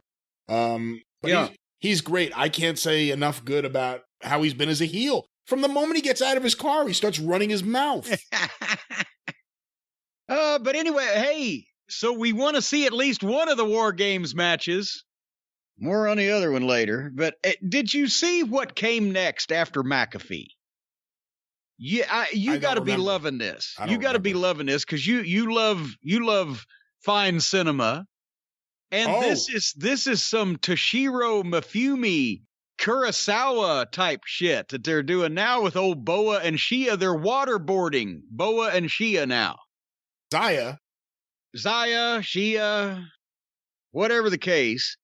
The old man, Pat Morita, is making them dunk themselves in this video in this dark place in tubs of water over and over and over, faster with subtitles. And then, after they've dunked themselves to the point where they're just shaken and petrified, the mysterious old woman that we have seen that we thought was going to be the real master behind all this stands up next to the old man, looking down at Boa and Shia, all waterboarded, and suddenly the old man and old woman get knocked out from behind with Singapore canes, and it fades to black. What the fuck is going on here? I don't know. Who's caning the people in charge? Who's caning these senior citizens that we were supposed to be afraid of?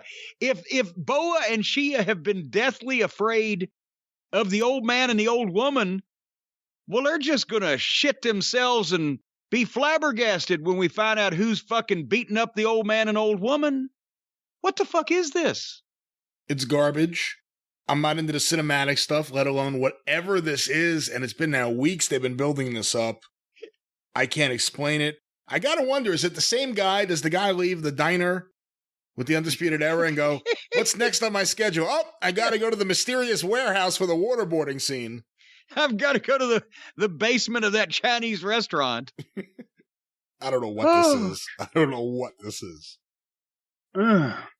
Well, we went from the sublime to the ridiculous real quick. Next up was a tag team match between, well, it was gonna be apparently the grizzled young veterans versus Everrise, who have literally been on, have Everrise missed a television program yet in the last 6 weeks? They're everywhere.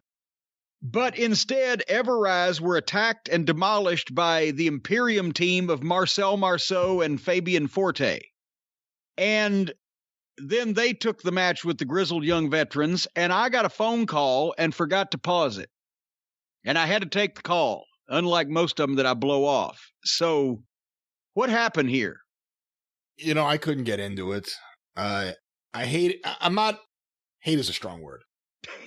I haven't been a fan of Everrise. I loathe. I haven't cared at all about Everrise in all the weeks we've seen them.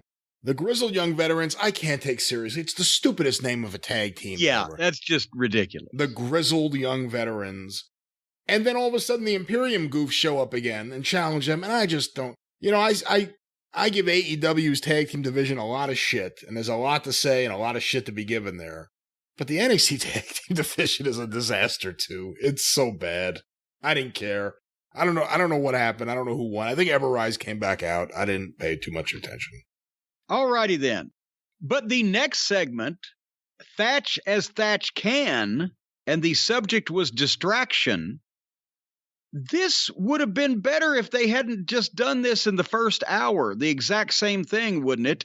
Thatcher is in the ring speaking, referring to his student behind him, where they're going to talk about people being distracted in matches and etc. And suddenly the camera widens up, and as Thatcher turns around, and Tommaso Ciampa's in the ring standing behind him.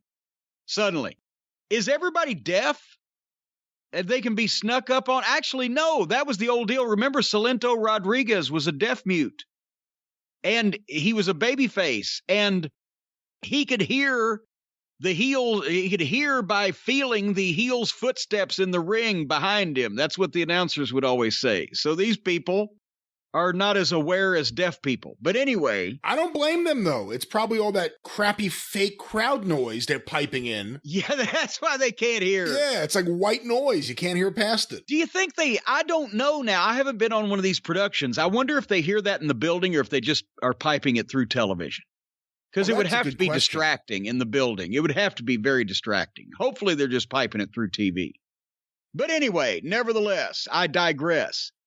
As soon as Thatcher sees Tommaso, he backs off. I don't want any trouble with you. Tommaso has to blister him. Then fucking Thatcher jumps Tommaso and takes him down. But boom, boom, boom. Tommaso drops him with one shot. Then the student attacks Tommaso, which was good. And Thatcher took over on him and bounced him around ringside, threw him in and front face locked him and put him out. This was a nice angle. This made sense. Thatcher didn't look like a fucking idiot getting bounced around by one of his students. One of his students was the distraction that he needed to take a control of Ciampa, and one of his holds actually worked. So it was a nice wrestling angle, and this made sense. They're so schizophrenic. They go back and forth from blah to good. But this was.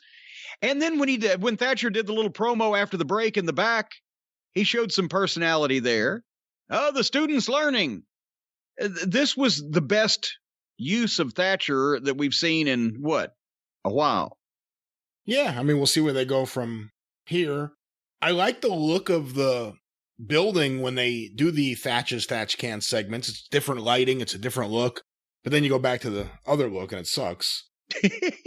But yeah, I'm actually looking for. That's a match I'm looking forward to. Especially all the little postage stamp pictures of all the fans in this. God, it looks for all the world like thrown up Cheerios all around the ring. With the, why can't they use the fans for the wide shots, the arena shots, the entrances and introductions, and then darken the arena and have a fucking match?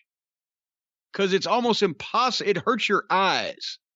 It does mine to watch what's going on in the ring with all those tiny little pictures of fans back there. Am I the only one? It's distracting. I guess I'm the only one. No, it is. It is. Anyway, the main event was next. For the advantage in the Women's War Games match, I can't believe I'm saying those words. Dusty may be spinning in his grave right now. Women's War Games.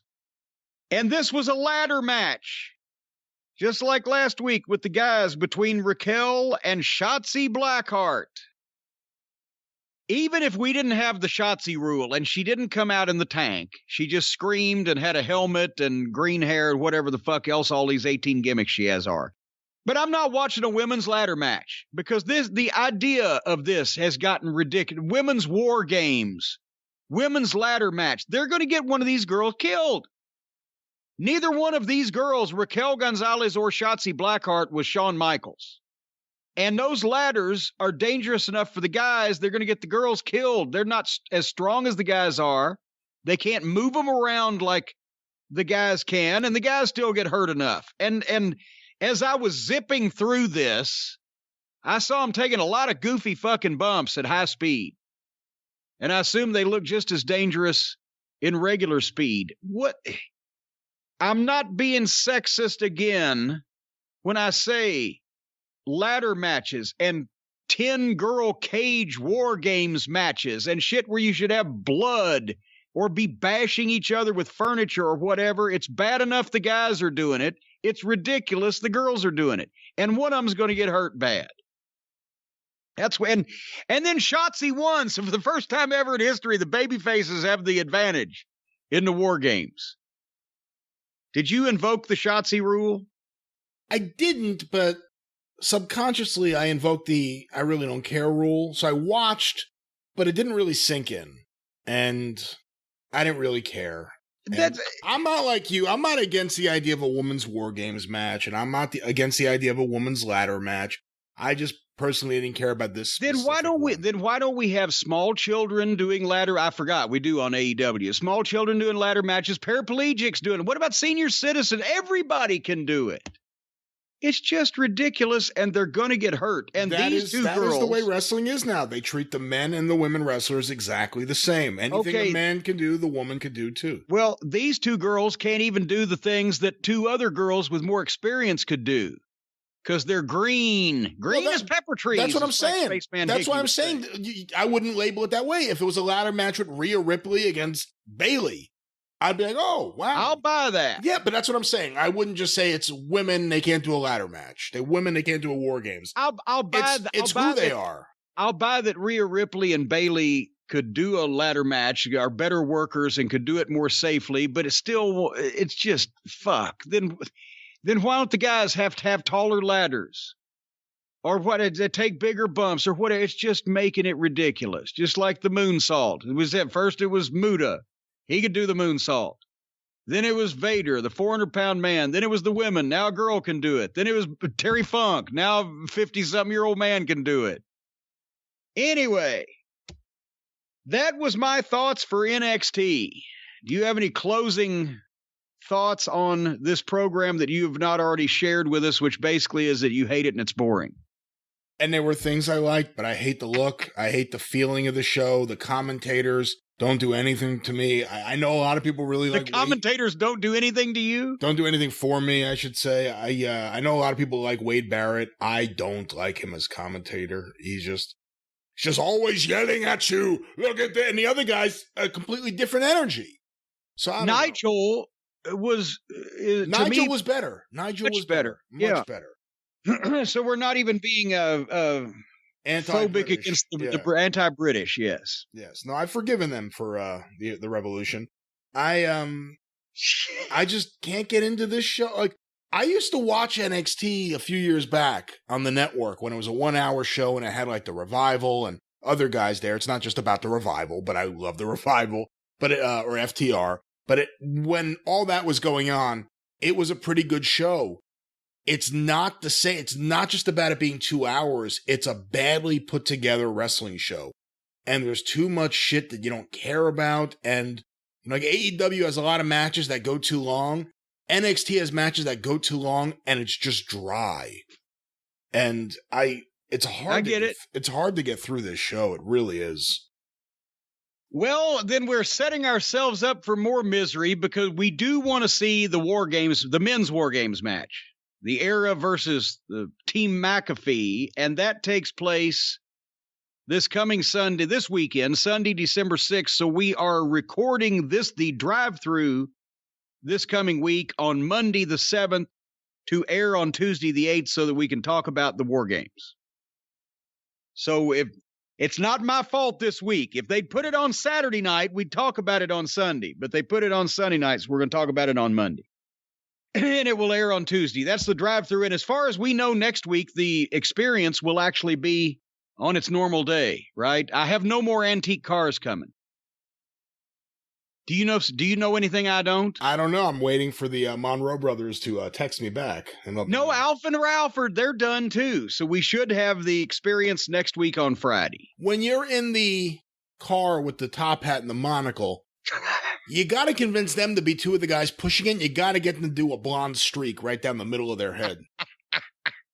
Like real Monroe brothers. Sputnik, Rocket, Flash, Alf and Ralph. And there was Bubba. That's right. Bubba was Sputnik's son. All right. Anyway, what are you doing on your programs this week? Another action-packed week on the Arcadian Vanguard Podcast Network. Get information about all shows on Twitter at Superpodcasts or on Facebook, facebook.com/Arcadian Vanguard. And don't forget to check out the Wrestling News Archives at Wrestling News AV on Twitter or look for Wrestling News AV on Facebook. A few notes here. The latest episode of Stick to Wrestling with John McAdam. He has a very special guest. His co-host this week, John Fell from Baltimore. He fell all the way from Baltimore to do that show. We finally get to hear some Baltimore wrestling tales from John Fell, including Crockett Cup 87 and a whole lot more. Apparently, Roddy Piper upset his wife at some point. But check it out today at McAdamPod.com. It's available wherever you find your favorite podcast. I also want to make mention of the Mid-Atlantic Championship podcast with Mike Sempervive and Roman Gomez, where they review week by week Mid-Atlantic Wrestling television. Right now, they are in 1982. You can watch along on the WWE Network and listen to the expert analysis of what was really going on with lots of audio clips played. MidAtlanticPod.com, available wherever you find your favorite podcasts. And of course, the 605 Super Podcast, The Mothership! Who is that representing? Well, a variety of people. The latest episode of the 605 Super Podcast in production right now. Out early next week, it is a special look at Pat Patterson, where we talk with various wrestling historians from different parts of the country about Pat's runs in Boston, in Portland, in San Francisco, in the AWA, and beyond. We have Bertrand D. Bear, who wrote the book Accepted with Pat Patterson. Les Thatcher on the show. Les was there when Pat first came to America in Boston for Tony Santos in 1961. And like I said, various historians sharing their tales, their stories, and the story of Pat Patterson. We also have, and I'm working on this right now when I'm done with the show, I'm going right back to it, we have classic audio from San Francisco from 1966 of Pat teaming with Ray Stevens as the Blonde Bombers, and of course from 1969, when the Blonde Bombers split up, Ray Stevens becomes a babyface. Oh, I gotta hear this now, you bastard. And he's feuding with Pat Patterson. All of that and so much more. I take it, by the way, these are audio tapes. Unfortunately, video does not exist of this. We should be clear before people start trying to riot and find it. You know, I was just talking actually to Matt Farmer about that. These are audio tapes, yes. But, you know, my philosophy is always, I never give up on footage emerging. Because my attitude is, there's no way Jim Cornette was the only guy to go into a dumpster. There's no way there wasn't a janitor at a TV station whose kid loved wrestling. Like, you know what I mean? I always feel like there's some other tapes out there somewhere, so I never truly give up, and we've seen stuff emerge. But these are, in fact, audio, and possibly the only examples of this period of time for Roy Shire in San Francisco, the Blonde Bombers, who, you talk to anyone, I mean, you could tell me, Jim, everyone says they were the best tag team of the 60s. Well, yeah, well, everybody says Ray Stevens was the best in-ring performer of the 60s, and Pat was in a unique position that he was sort of like that Nick Bockwinkel ended up in that he was so good, but standing next to Stevens, it wasn't like, probably the only time that Pat Patterson would be overshadowed would be next to Ray Stevens. But then when they broke up and had the run, then Stevens left and Patterson assumed the top singles position in San Francisco for another period of 6-7 years. We've just been reading Rock Rims's incredible book on San Francisco and Northern California wrestling history, which we'll talk about at another time. We can't even sell it. The fucking thing's sold out again already. And by the way, Rock Rims is on the Pat Patterson special. Well, there you go. But the point is, Pat finally then gets to be the guy in San Francisco, and as a team, well, I'll tell the story later on, and when we talk about Pat. But as a team, they were phenomenal. With the '60s version of the Midnight Express. Like we said, there's a lot that we talk about. For those of you who only know Pat Patterson from being one of the Stooges on air with Vince McMahon and Jerry Briscoe, or perhaps you only know him as the guy who created the Royal Rumble, you'll learn a lot more about Pat Patterson, about his relationship with Louis Dondero, about how Pat dealt with being lumped into the sex scandals in the early 1990s. We cover everything. The 605 Super Podcast should be out by Tuesday at 605pod.com. Available wherever you find your favorite podcast. Thank you to everyone who's been going through the archives and everyone who checked out the 2-part Wrestling Observer Newsletter Hall of Fame special. Really do appreciate it. And the new episode, I think, will make everyone happy who's enjoyed our previous tribute episodes. It's a great tribute to Pat Patterson. 605pod.com. All righty then. Should we get to All Friends Wrestling so that we can get this out of the way and everybody's waiting to hear our reaction to their new roster acquisition and their new working relationship with... Impact has to be the zombie of wrestling promotions. You can't kill that thing because they've tried numerous times. Every administration has tried numerous times to kill that promotion dead. It will not die. It pulls the stake out of its heart. And now they have been the latest ones to jump on the let's bilk a billionaire bandwagon. Wow. All right. Let's do it chronologically in order of rottenness. And this, of course, AEW for December the 3rd, a Wednesday night. And this was the winter is coming. Winter is coming. I wish winter had been a person. Hey, there's winter. But they opened this show with another Dynamite Diamond Battle Royal like they had on one of their big shows last fall. Another one of these Battle Royals. At least everybody had all their appendages in this one. Everybody was possessed of a full complement of arms and legs in this program, in this Battle Royal. Unlike the first one we saw. But... Brian, did you see they open up the program?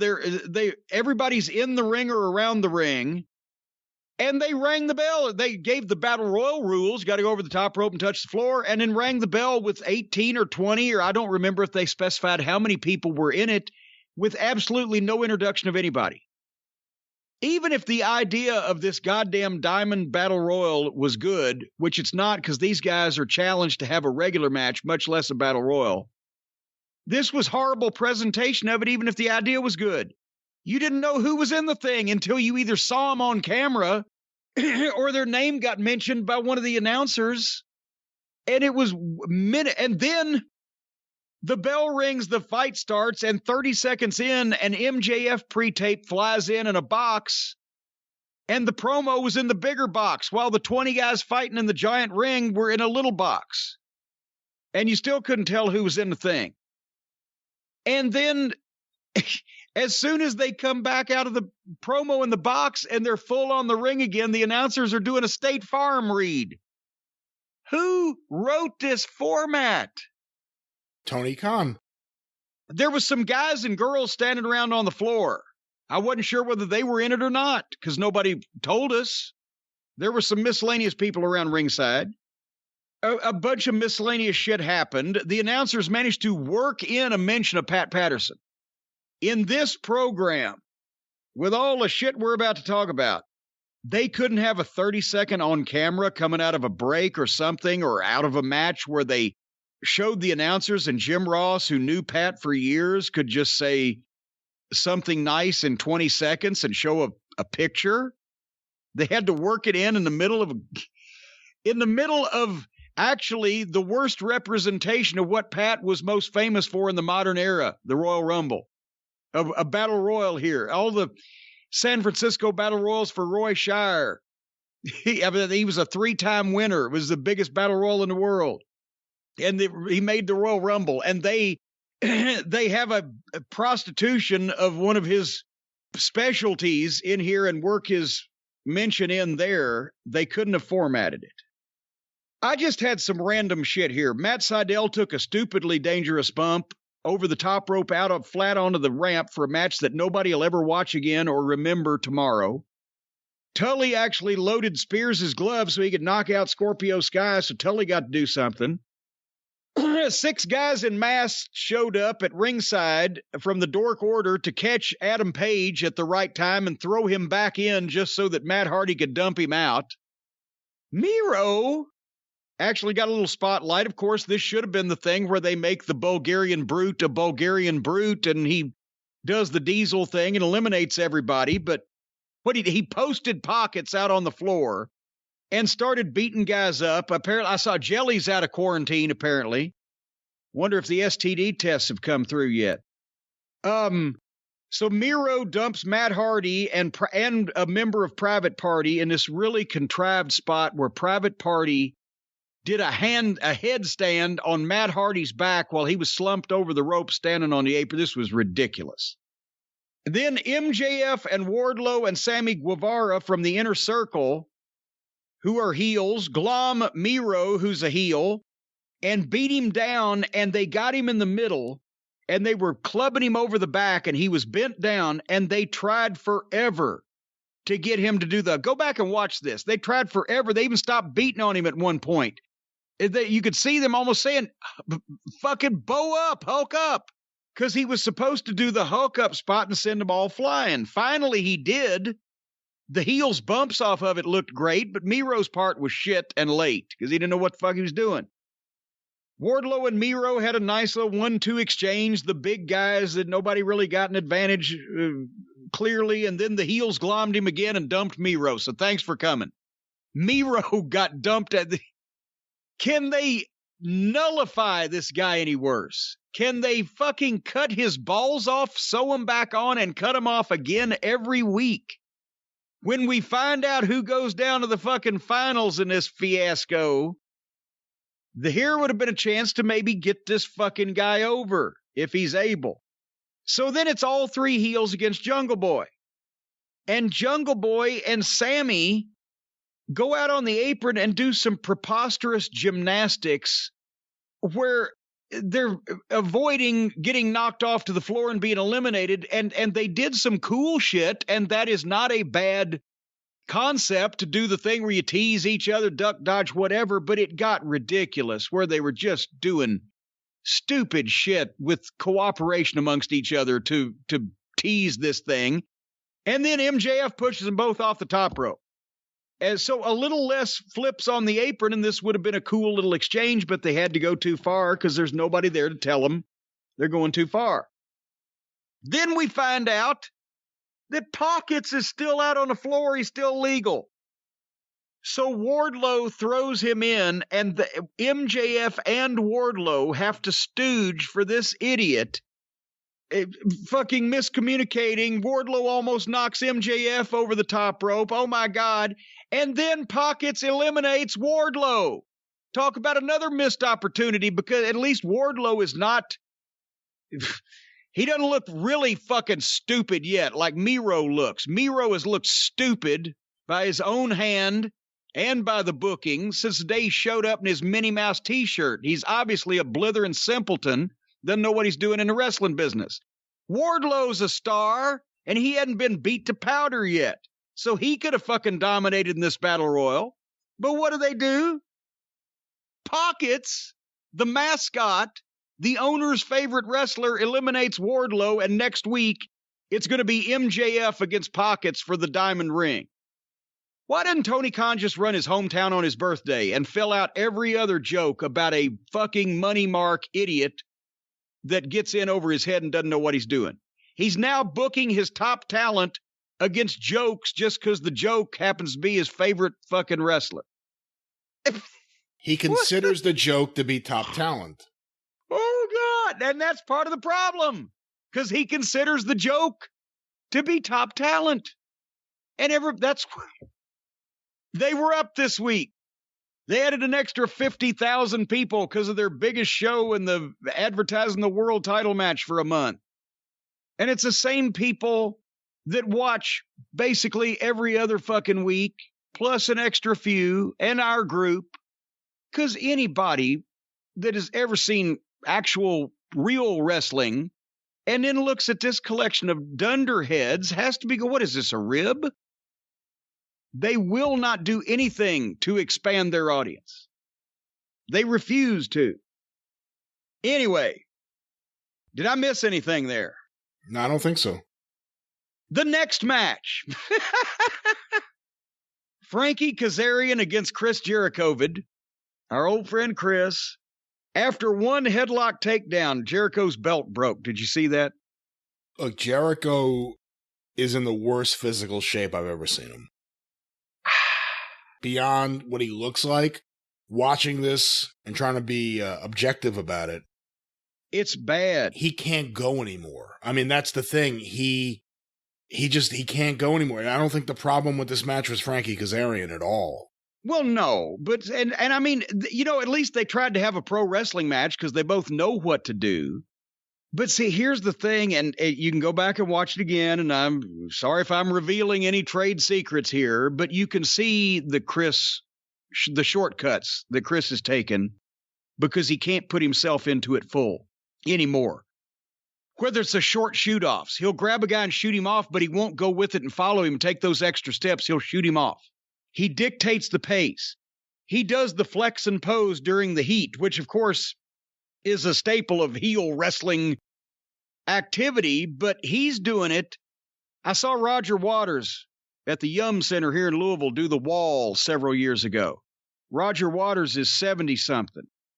He can't go out there the whole time anymore. He would go behind the wall and take breaks, right, while they were building it. But also during the instrumental parts where he didn't have to sing, he would walk very slowly to one side of the stage and slowly lift his arms.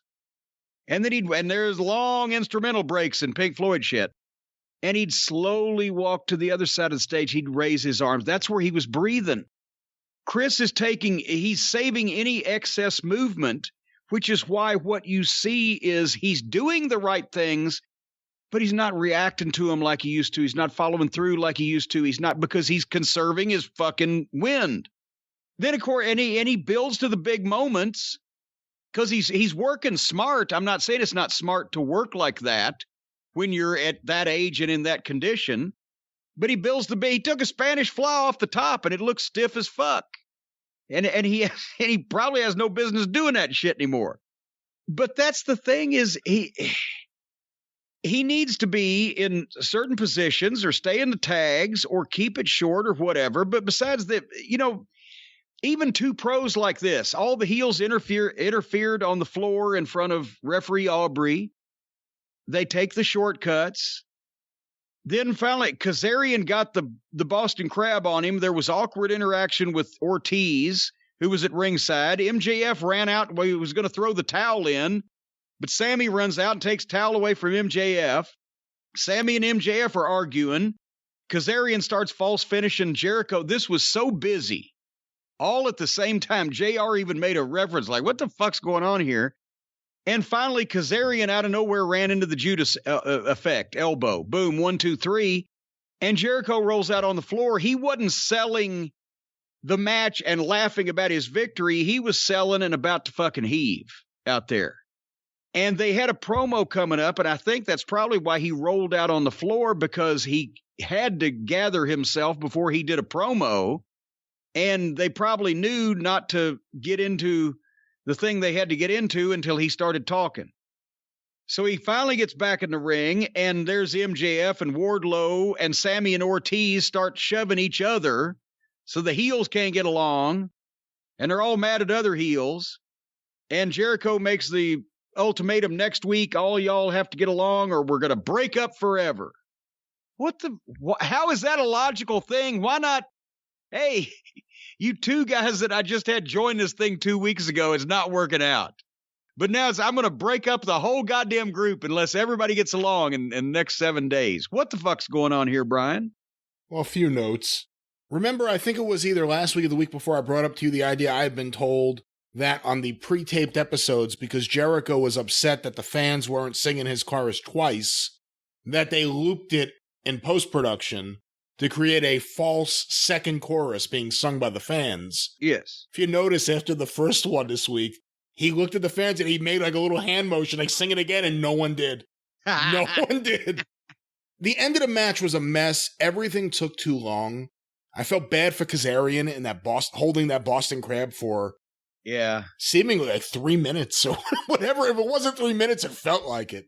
I can imagine what it felt like to those two guys. I mean, I think one of the other stories of this night was, I don't remember the exact temperature, but apparently it was really cold in Jacksonville. Oh, yeah. They were just 3 weeks ago. It was oppressively hot and everybody was sweltering. And now it's like 40-something degrees and everybody around ringside's wearing a coat. Yeah. So, I mean, that couldn't have been easy on the guys. But, you know, the one thing I thought was silly, the whole thing with the towel, with Sammy being blamed for about to throw in the towel because Jericho didn't see MJF with it, which, you know, I guess the argument is that Jericho doesn't have time during the entire week to watch the video back and see what really happened. It's one thing him being mad about that in the moment because he hasn't seen the replay, but he'll have plenty of time before next week's show to see the replay. But what I thought was disappointing was the idea that MJF runs out there with the towel, and they've teased throughout all these stupid segments with MJF in the Inner Circle. The one thing they've teased is that there are members who don't really accept him, who are kind of warning Chris that you can't trust this guy. And then he comes out and tips his hand 3 weeks into this thing. But not only that, unless I missed it, and I actually was listening to the commentary here, because I thought Jim Ross had a good night, I didn't hear anyone mention that's what he did to Cody. He threw the towel in on Cody. Not one. That's what the whole tease is, the fact that he did this before. He did this before to someone he was pretending to be friends with. Not one mention of that. How do you not mention that? That's why him holding the towel has some meaning. He did it already. No one mentioned that. I couldn't believe that. I was waiting for someone to say, that's how he screwed Cody Rhodes. Nothing. I didn't like the match. And I get it that Jericho's an older guy. It's unrealistic to expect him to perform the way he did at 40 or 30 or any other time in his career. But that also means he should change the style of wrestling that he's working. And I know you said he cheated here and there, but he's still trying to do too much to keep up with the younger guys. And I know Kazarian's not a 20-year-old. He's been around for a while too. But Jericho's doing stuff that he doesn't need to be doing. He looks like he blows up right away. He's out of shape. And, you know, I'm not one of these guys that's a cosmetic Nazi. You know, everyone has to be on the gas or anything. But you've seen Chris Jericho on national television for over 20 years. You know what he looks like. He's never looked like this. I did not like this at all. At all. Well, but he's still a spring chicken compared to who we're coming up on. But, wait first. There's an incredible tag match scheduled for next week. Because Officer Bar Brady was back in the back with the middle-aged Bucks doing a promo about next week they're going to take on TH2. Oh, joy. Can you imagine the mess from those 4 trampoline gymnasts? But the Bucks do the promo. They're trying to sound intimidating, which is a lost cause, but they think they are. And suddenly the team of the Acclaimed come in. Have I ever seen the Acclaimed on this television program before? I've never seen the Acclaimed before. I heard from someone that apparently they've been on maybe the YouTube show, but we've never seen them at all. I would remember. We've never seen them on the show. Okay, no. So they just walk in, and one of them recites a poem about the Bucks looking at each other's cocks on the cover of their book, making fun of that. Which, okay, that'd have been fine. But then here comes TH2 and attacked the Bucks and tossed one of them in a fucking production box, equipment case. Can this be any phonier looking? Not only that the Bucks are doing the promo when these other 2 guys come in and interrupt, that happens all the time.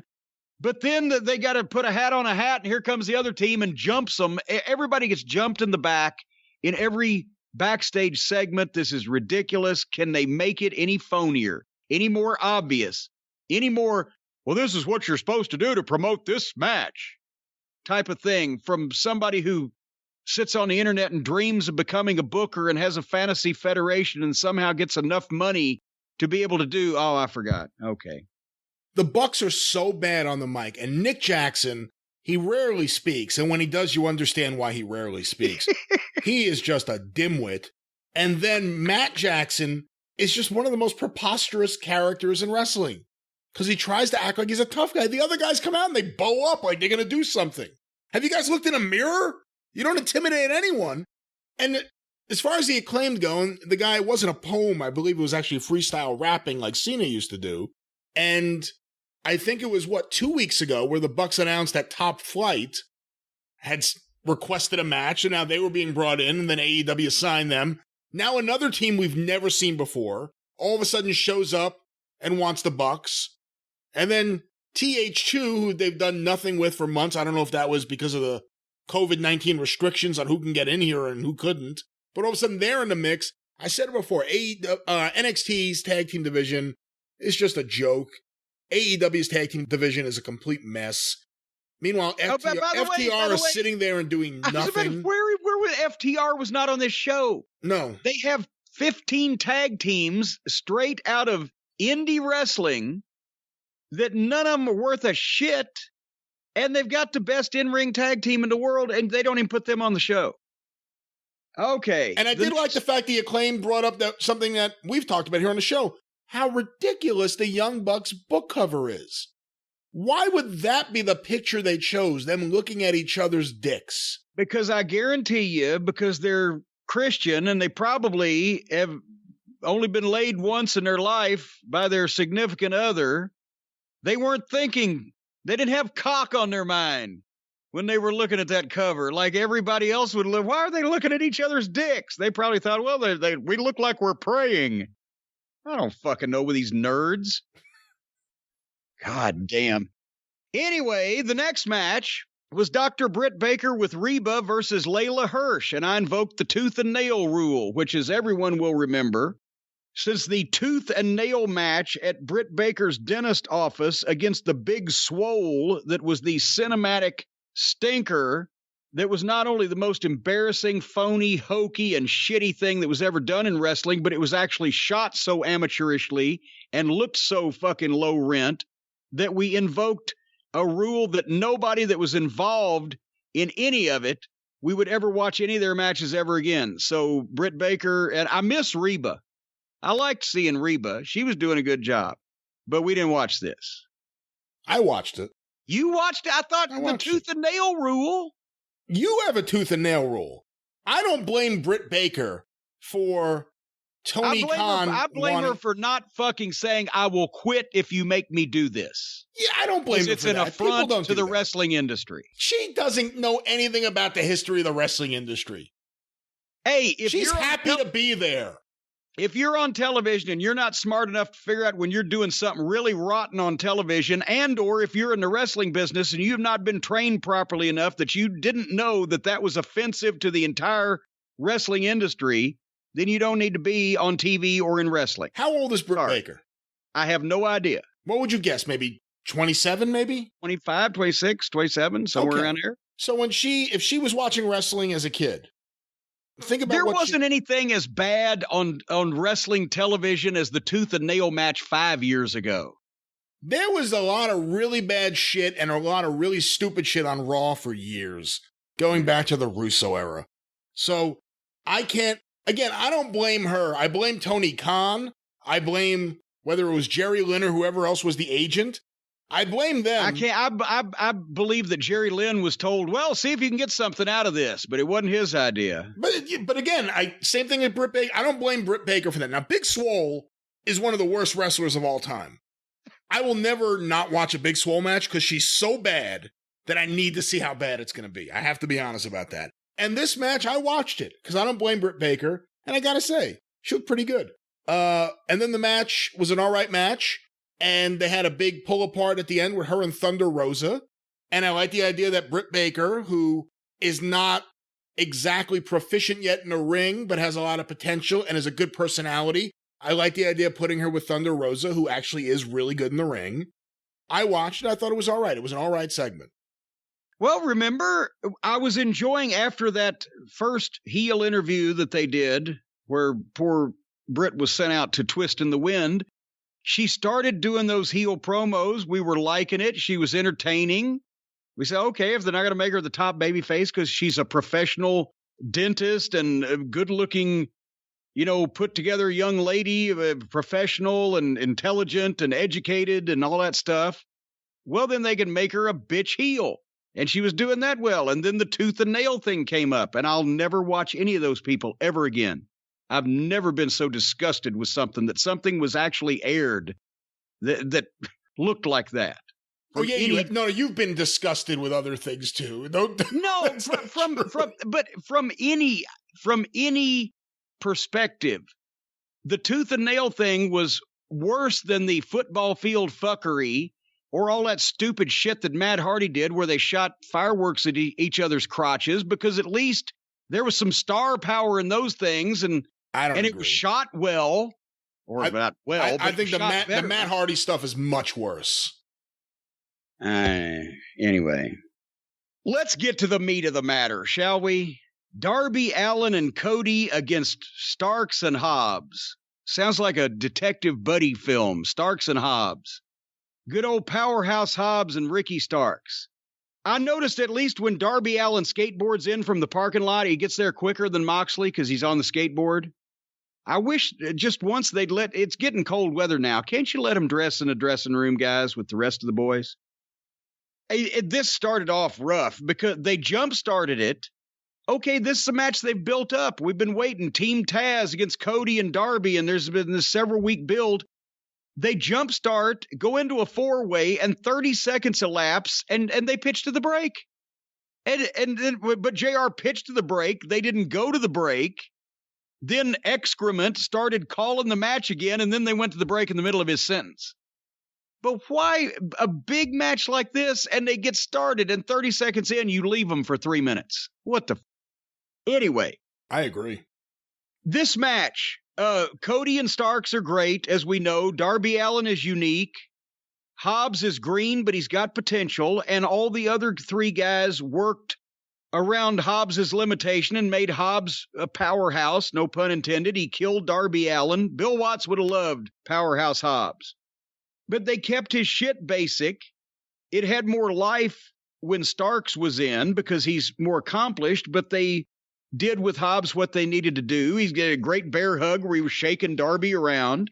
Darby actually got the hot tag to Cody, a nice hot tag instead of an iceberg cold tag.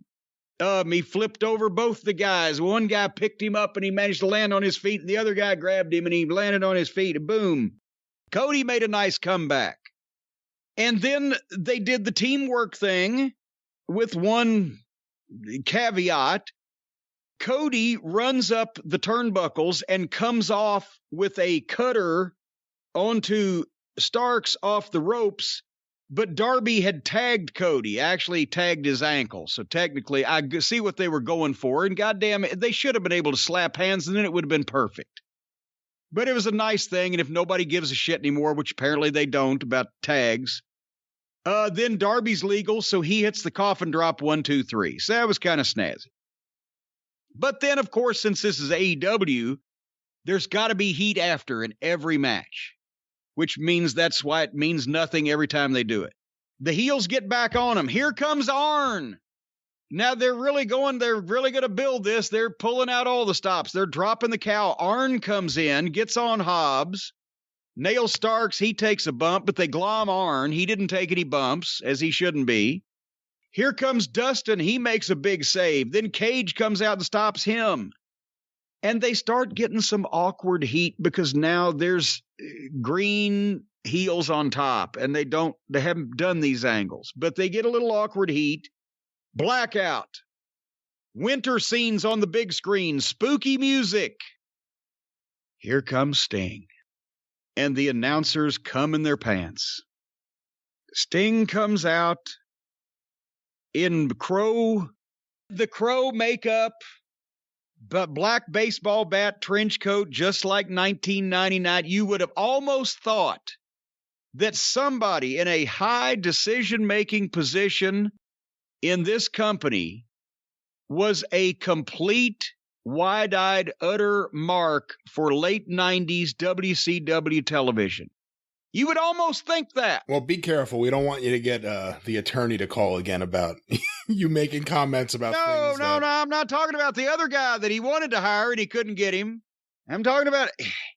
We discussed this when they had the news that Sting's deal with the WWE had run out. Is he going to AEW? And we went over this. Why? Why would you want... What? To do what? He had... If the WWE was going to market Sting merchandise, they have the worldwide ability to do that. What we didn't count on was the insane ability of a mark to spend money. And I'm not knocking Sting here. I like Stinger. We've talked fondly of Stinger in the past. Between him and Warrior, he was the one that was actually a student and learned how to do this stuff. But they announced, first of all, the entire heel crew ran from one 61-year-old man with a baseball bat. Taz and Cage and Starks and Hobbs just disappeared. And Sting comes in and stares down each one of the baby faces and walks out. Tony Khan immediately announced they have signed Sting to a full-time, multi-year contract. To do what? And this is not even we're not doing a bit here, and I'm not being facetious here. To do what? I sat and watched over 10 years ago. Sting wanted to quit and retire, and Dixie Carter kept giving him $500,000 a year. Just come to Orlando once, twice a month and do TV. But he was in amazing shape and could still go and was still having matches. That's been over a decade. I talked to Sting himself, I think it was 4 years ago. When did he have the matches in the WWE? When they inducted him in the Hall of Fame and he had the matches. Was it 16? I don't remember. It was a few years back. Whenever I talked to him, Sting, when I saw him at a show, he told me the story about the Rollins buckle bomb. He said he hit, his neck snapped back. He couldn't feel his fucking legs. He went rubber. He said, this is it. And that buckle bomb's a stupid move anyway. It's a stupid bump. You can't see where you're going. Guys can't control you properly. It's fucking idiocy. I was just talking to Bobby Fulton, as a matter of fact, about that the other day, how that's a stupid bump that none of the veterans would have taken, except in the modern era. Sting was trying to go along, and I'm not saying that Seth was even reckless. I'm just saying it's a stupid move. But he's got a bad neck, and the WWE wouldn't clear him to wrestle. Now, even if he's in great shape, and cardio and all that stuff, Sting always took care of himself. Does he need to be wrestling? And at 61 years old, in this environment, is one that the Rock and Roll Express, yes, they had a feel-good moment and won the NWA World Tag Team title on a YouTube show. And they could outwork most of the guys on the roster. But at this point, they're doing a national television show. They're trying to push new stars and build new talent. And they've got the dregs of the indie mud shows. And now, because Tony Khan was a mark for 90s WCW, I'm not being facetious. What is Sting going to be an announcer? He's never done it before. It's not his gimmick. I've known him for 20-something years. I don't think he'd be good at it. A manager?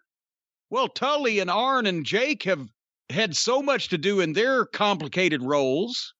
And Sting has never been noted as a promo for anybody other than himself. Commissioner, the guy to lay the law down, sign matches. That's not his gimmick. Sting, the Crow, whatever the fuck, can you see him coming out? Okay, Cody Rhodes, you're going to face Brian Cage, whatever. Trainer? You're going to be a trainer for their wrestling developmental program? There's a line there somewhere. Sting doesn't need money. He saved his money. And a lot of people have given him a lot of money since he saved it to be Sting. What is he going to do here? Even if can, a full-time, multi-year deal. They only run one day a week to begin with. But do you want to see Sting wrestle more than once or twice a year? And if that, maybe in tags, how can they protect him? Is this a road they ought to be going down? Because haven't the WWE pretty much gotten everything out of Sting that was left to get as far as a mainstream attraction in the wrestling ring in this day and age, in his 60s? I know why Sting's doing it, because a Mark gave him a bunch of fucking money. But what is he going to be doing? Can you see Sting in any of those positions that I just mentioned? I could see Sting selling a good amount of merchandise, and I could see Sting potentially doing a cinematic match or two. I don't think he could work. I mean, he has spinal stenosis. He got injured in that match with Seth Rollins. He's 61 years old. I don't know what he could do physically. I don't know. There's not too much I can add onto what you just said about what he could potentially do or not do. It was announced that he signed a multi-year agreement. Once again, Tony Khan's name all over the show. It's getting ridiculous. And Sting's there. I mean, my big issue is actually, and I'm probably all alone on this, but was the way he was used here. 4 baby faces. He didn't do anything. 4 baby faces. are getting beaten up by 4 heels. And then suddenly this pre-prepared video package and fake snow comes down for Sting to walk out, already wearing an AEW t-shirt, a AEW Sting shirt, for him to get in the ring and look at the baby faces and leave. Now, and meanwhile, all those badass heels just disappear like roaches when you turn the lights on. It would have been one thing if the heels had incapacitated a couple guys and 4 of them were beating down Cody Rhodes or Darby, and Sting makes the save. He literally came out to an even fight to walk around and look at everyone. And he came out to an even fight with a baseball bat. And did nothing. And did nothing, and all the heels, including Powerhouse Hobbs, ran so quickly you couldn't even see him get out of there. And like you said, there was a post-match deal with the Jericho match. There was a pull-apart post-match for the Britt Baker match. And then there was this for the Cody match. It's every match on the show has some sort of thing at the end, and then they do it again in the next match. There's some value to Sting. I don't know what it is exactly in 2021. Merchandise is obviously one of those things. He was wearing an AEW t-shirt as soon as he came out. They were ready to roll with those shirts. As soon as he came out, shirts are on sale. But can they sell enough shirts to make the money that Tony Khan obviously had to pay him for him to come back and do that? And I don't know if I'm talking out of school here, but I'll tell you right flat, 3 different personal appearance people at different fan fests and or, events of that nature have told me that if they paid Sting to come and sign autographs, he would be glad to do it. But if they wanted him to paint his face, it was $5,000 more to paint his face. Not on national TV at a convention. Yes. This is not a person who needs money badly, because I saw him get it several times. And I'm sure it was a number of times he got it that I wasn't around. So I don't know if you can sell enough T-shirts to make up for the money that it took to get him to come and give up any relationship with the WWE in terms of merchandise and or Legends appearances or whatever to come and play in this fucking kid's pool. Oh, it's certainly going to be more valuable than his WWE deal. I have no question about that. And they weren't even using him or doing anything with him. They had merchandise. They were just, here's merchandise. It's not like they put him on TV to hawk it or anything. He'll instantly do better with AEW in terms of merchandise. But, and they're going to be paying him a lot more money to do that. And they'll be paying him a lot more. And, good for him. At 61 years old, selling real estate. That's why I said I'm not going to blister Sting. But it just, God damn it. And meanwhile, Alexander Hammerstone, Jacob Fatu, Austin Theory, all those people are floating around in the wrestling world. Well, because they're younger, and to be a younger wrestler and get hired by AEW, you have to be in the right cliques. And under a certain height and weight. You have to be at less than this height and less than this weight to ride this ride. If you are a wrestler from California and you're not a part of the right Southern California clique, you're not getting hired. Period. Anyway, bringing a close to this, I knew we were in trouble when this started with more than 30 minutes remaining in the program. The world title match, long awaited, Jon Moxley versus Twinkle Toes McFingerbang. They started Moxley in this time he's in a warehouse. Possibly, I don't know, maybe he's working UPS part-time. It's the holidays, pick up a couple of dollars or whatever, but he's in a warehouse. Did a great promo as usual. A great promo. It comes right off of it, rolls right off the tongue. It sounds natural. He's got good verbiage. And the last word, he did the tribute to Pat. The crowd will go banana. The question is, can he actually depart from his tradition, especially with Olivier, and have a real Major League Wrestling promotion world title match like a Flair and Steamboat or whatever the case, instead of another indie garbage match? There's the question. Don Callis is on color. Don Callis. And here's the thing. I've liked Don. I'm the one that got Don his spot in the WWF, and he's admitted this. We talked about it. In 97 or whatever it was. And I've talked to him a couple of conversations over the last couple of years at length. He knows all this bullshit is bullshit. He knows this hokey, phony, winking at the fucking people shit is bullshit, but he's running a wrestling company that just had a goddamn murder mystery. So he knows, but I guess because when you get down to the level of niche audience, it's not even a niche, it's more like just a nook. That Impact is, you just have to do whatever you can do to keep those people entertained. They know they're not going anywhere, but like I said, top of the program, you can't kill them. But I've talked to Don, like I said, and he was a talent. He knows a lot of this shit's goofy, but he picks weird friends. And one of his weird friends is Twinkle Toes. And he just loves him because apparently, and I did not know this until recently. Now, what is this relationship? Kenny Olivier's uncle was the famous Canadian wrestler, the Golden Sheik. They're talking about this on this program. And Callis did Callis manage the Sheik or the Sheik manage Callis, or what was that relationship? I don't know who managed who, but Callis managed the Golden Sheik. I certainly wouldn't say famous. Well, that's what I was about to say. They keep saying this famous Canadian wrestler, the Golden Sheik.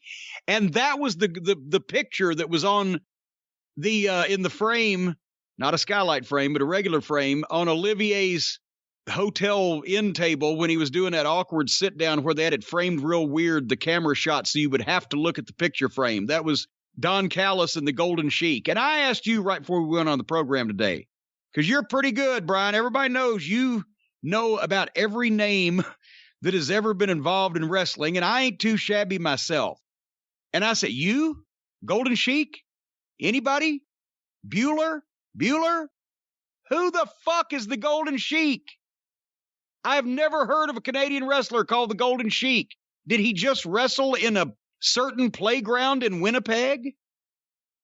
They hired the guy Dr. Luther, a 50-something-year-old Japanese outlaw wrestler that's never been on television before. They signed him up, and now they're praising Canadian independent wrestlers that are so obscure that we've never heard of them.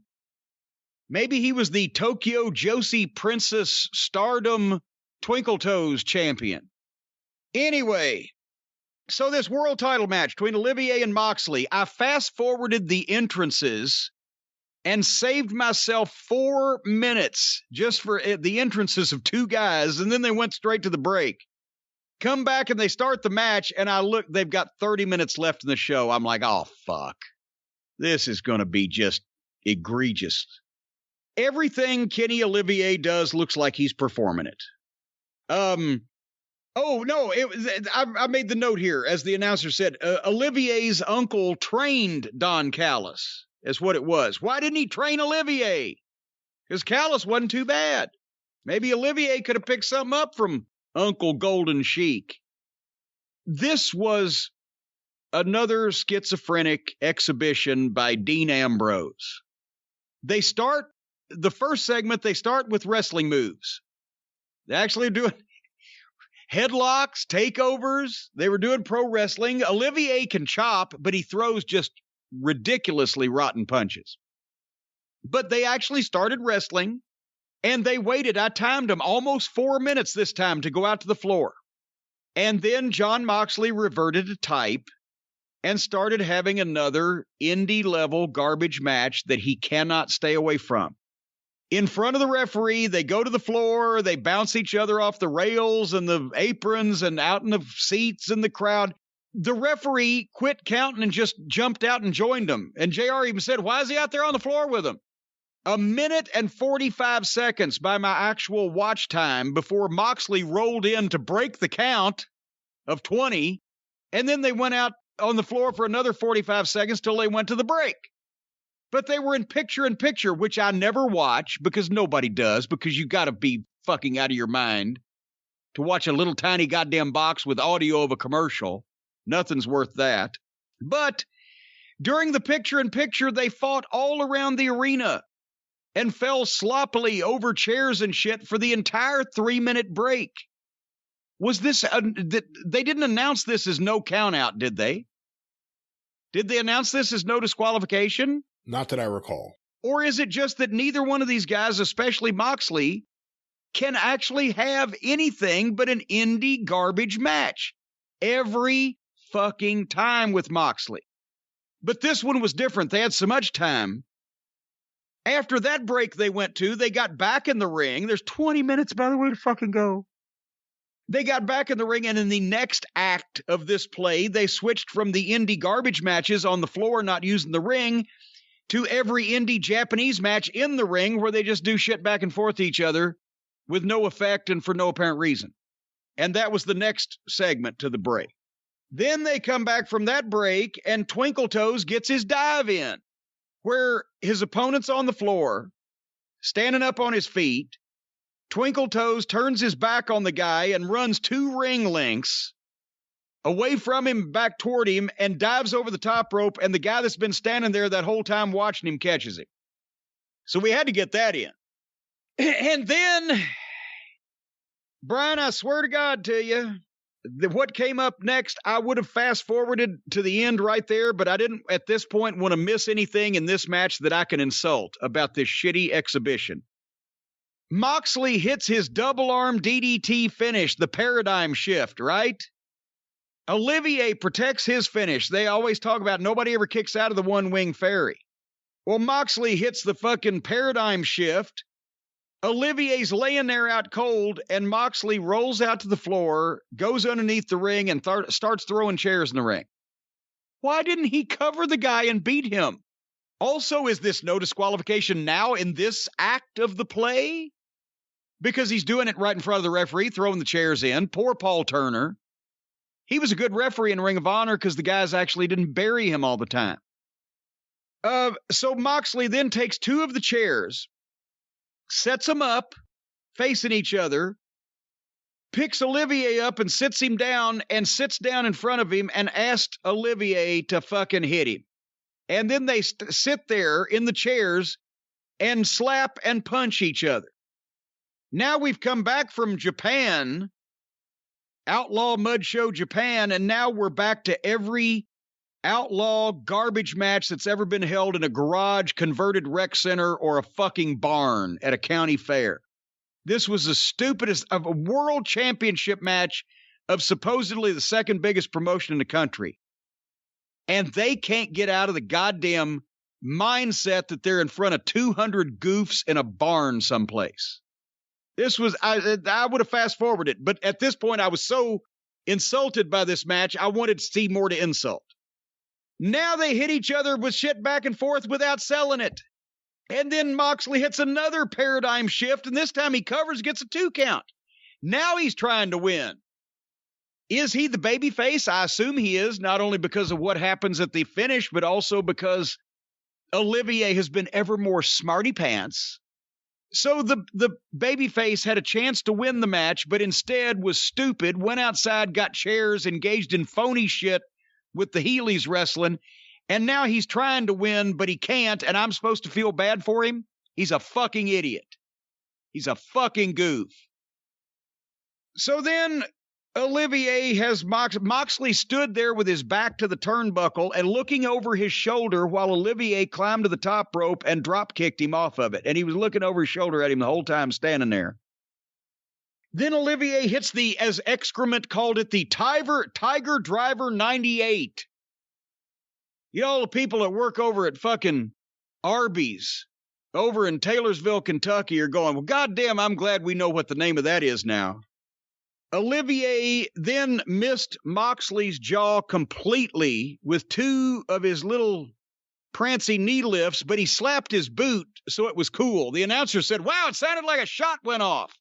It would have looked like it, too, if his knee had been anywhere near Moxley's head, but since it went past it. Then Twinkle Toes pointed and pranced a little bit and did his fancy horse show step. Have you ever seen that in the horse shows? It's called a canter. Where they have the little fancy canter. And he did that little thing as he leaned into the ropes and goes for another knee, but Moxley blocks it. So the Twinkle Toes canter was... Then they did more shit to each other. And then finally it all fell apart when Olivier tried to position Moxley. He gave Moxley a bump, and then he was going to go to the top. But he had to position Moxley, so he had to bend over and whisper to him, hey, move over a little for me, and he kind of pulled him around a little bit. So that didn't look phony or anything. And then finally he gets him in position. He goes to the top like he's going to moonsault him because he's climbed to the top and he's facing outside the ring. But as he gets to the top rope, Moxley gets up, stands up just instantly, like he was playing possum. And they tried to act like that Olivier jumped off the top rope down to the floor to get away from Moxley, but what it was Olivier got up there. Moxley was supposed to get to his feet and go shove him off, but Moxley was too late. Olivier lost his balance. He had to jump anyway, and Moxley was about 5 feet away on the shove. So now they have to go back out to the floor, and then Moxley gives Olivier the double arm DDT into one of the space heaters. They've got it ringside. And the doctor comes to check, and everything comes to a halt. And this is so bad. They don't need to kill any momentum that they've got going at this point. And then Don Callis goes to check on Olivier, and Moxley tosses Olivier back in the ring, but Callis is up on the apron telling the referee he's hurt. They won't turn Callis's ring microphone on so he can get that point across. Finally they do, and he says he's hurt. And fucking Moxley turns around and decks Callis, but Olivier gets the microphone. Used to do the same spot with the tennis racket, same deal. He hits Moxley with the microphone. This is a guy that's taking bumps off of goddamn platforms and ladders and through into barbed wire and into thumbtacks, and he's been beat by multiple people with every chair and bat and stick. He gets hit with a ring mic that might weigh 1.5 pounds, and he gets juice, and he's on Weird Street. He's got goofiness about him. Can't stand up, and here comes Olivier with 4 of those goofy knee lifts, followed by the one-winged fairy. 1, 2, 3. And now he's the new champion. I thought this would never be over. At least there weren't any thumbtacks in it. But couldn't they save money on Moxley by just taping one of his matches and just airing it over and over again, since every single one of them's the same? And most of them take place on the floor. Most of them bury the referee.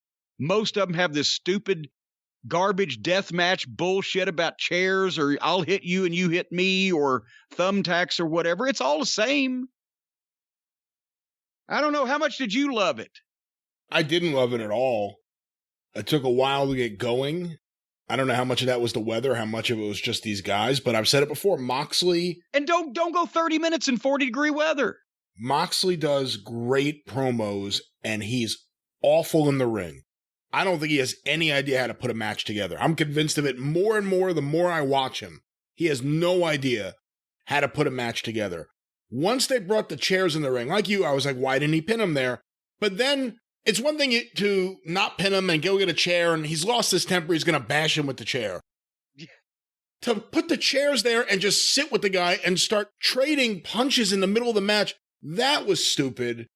Yeah, and you know what? Because that's what they do in outlaw shows, which is where Jon Moxley's heart is. He started out as a garbage wrestler, and he got a chance to work for the biggest company in the world and learned nothing. And went back to doing garbage wrestling, except for this time for a bigger budget, bigger paycheck than he was doing before he went to the WWE. And he learned nothing because he thinks this shit is the way it's supposed to be done. And then, like you said, the spot with the cabinet, and then all of a sudden, a shot with the microphone is what did the real damage there, it seems. Remember when he had Jake Hager and the whole inner circle on him, beating him up in the breezeway, hitting him with garbage cans? He wouldn't stay down. He wouldn't stay down for that.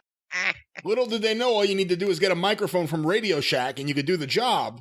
And the one thing I did write down was, how many knees is Omega going to use? It's over and over and over, just knee after knee after knee. I didn't like this match. And it's not like that thing looks like the Mr. Wrestling 2 knee lift or Ricky Gibson's babyface knee lift. No, I mean, look, it's or the big knee lifts. I think it looks fine at times. at times it looks all right. Sometimes he can hit it, and sometimes the guy knows how to take it. But, Mr. Wrestling 2 didn't do his knee lift 6 times in a match. No, as a matter of fact, he figured out when he started working with Bobby Eaton and Bobby took such great bumps, he was hitting Bobby with 2 or 3 in a match and then still losing. And he figured that out after about a week. Said, fuck it. He stopped doing that. So I wasn't crazy about this match, and I've said it before. I don't hate Omega like you do. I also don't think he's as great as some other people do. And I've enjoyed some of his matches in the past. I did not enjoy this one. I've not enjoyed anything he has done with Moxley. They had that garbage match in Baltimore, the Chris Cruz match last year. And I really didn't enjoy this. This is the finish I expected. I expected him to get the title from Moxley, and now this will lead to a long run, and then eventually Adam Page will beat him, and Adam Page will kick out of the one-winged angel, be the first guy to do that, and there's Adam Page being elevated. But I did not care for this match. I didn't like this match. And then there's the post-match. Well, yes, because then, obviously, it was all a plot by the evil Don Callis, and he and Olivier run off and go to the car, and in answer to the question, what's going to happen, you can find out next Tuesday. No, Dynamite's on Wednesday. I mean, Impact on Access. Now they're cross-promote. You could be in the Federal Witness Protection Program and be on the Impact roster and still be safe and sleep well at night. I just saw numbers. They actually released numbers. They had 166,000 viewers on Access for Impact last week or the most recent show or whatever. So basically, about half the audience that used to watch Memphis Wrestling on Channel 5 every Saturday morning in the entire North American continent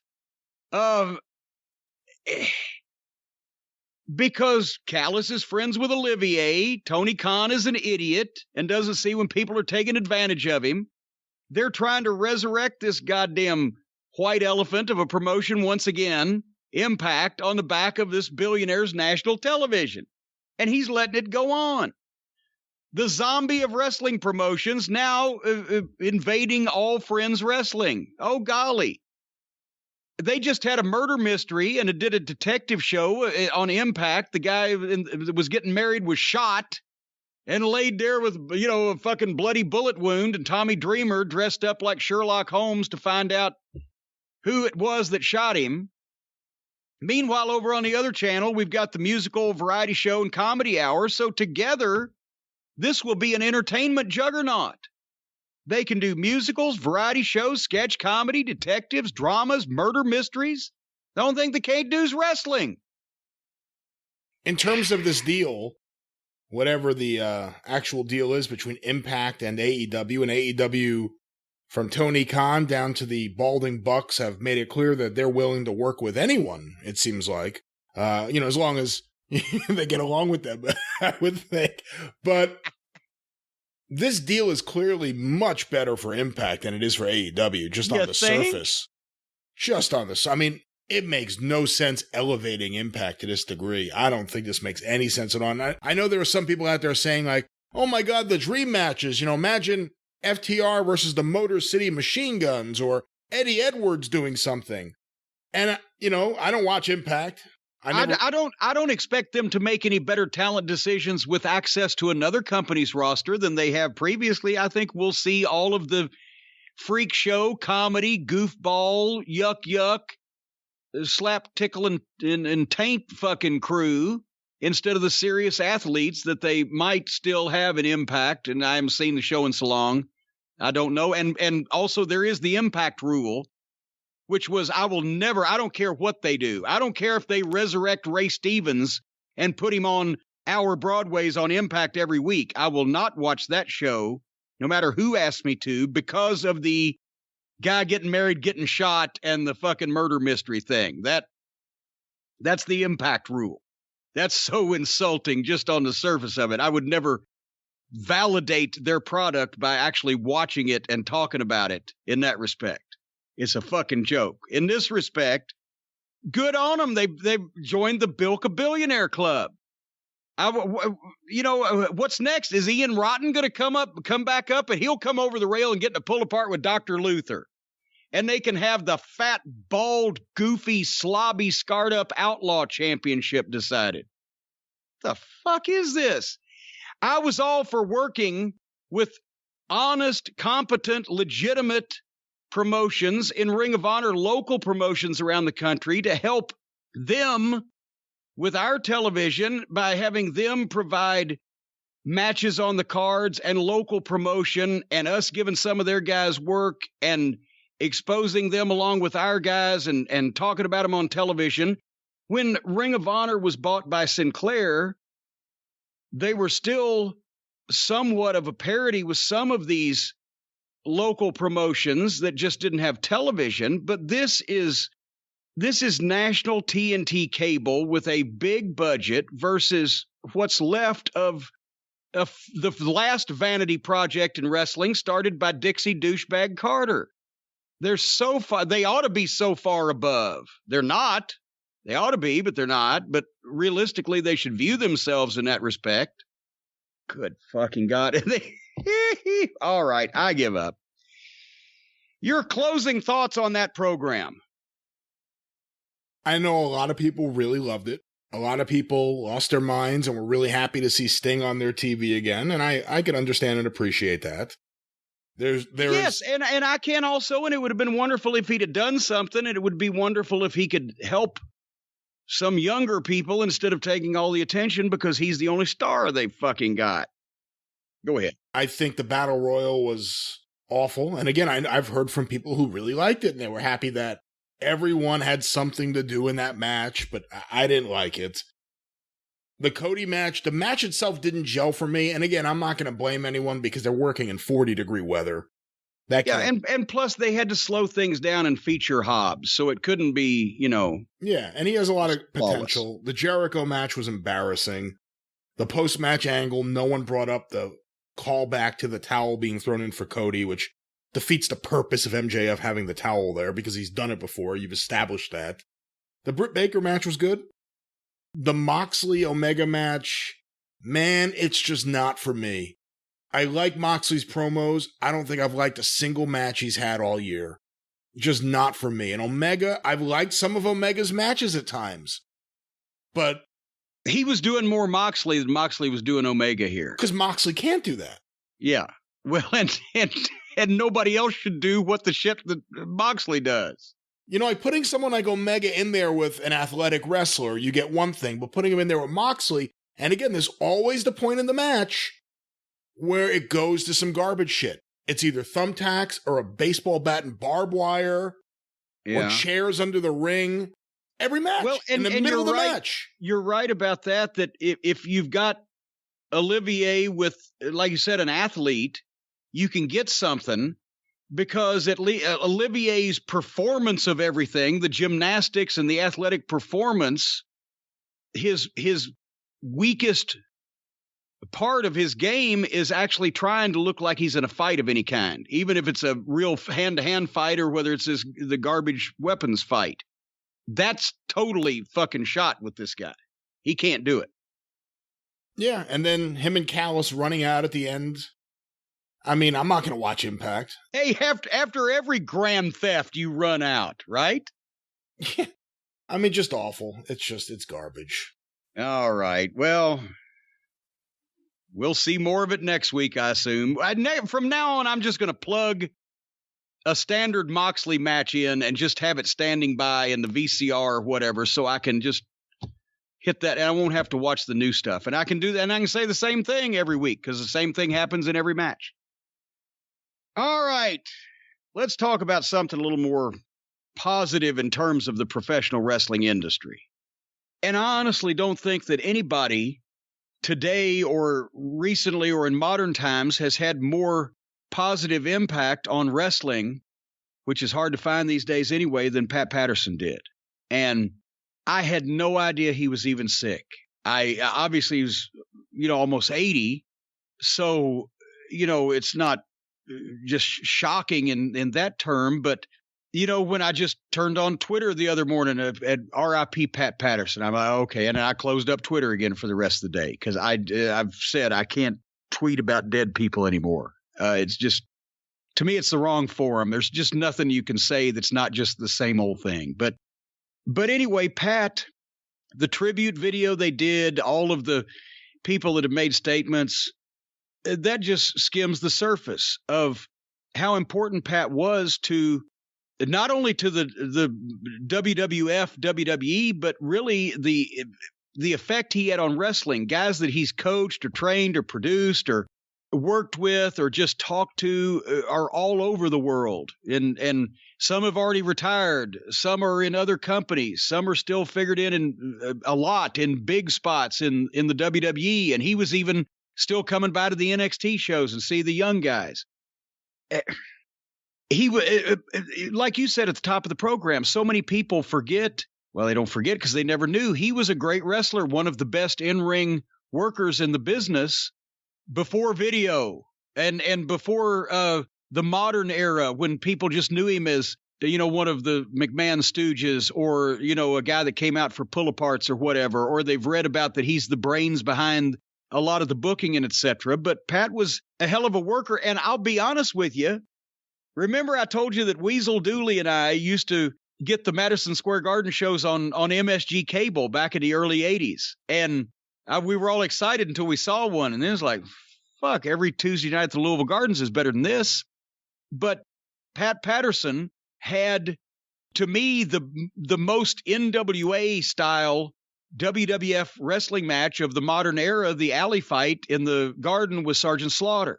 And that was a big tape collector's classic. And we watched that over and over again. You didn't see action like that because Slaughter could work his ass off, and he'd worked many other places and was a bumping big man.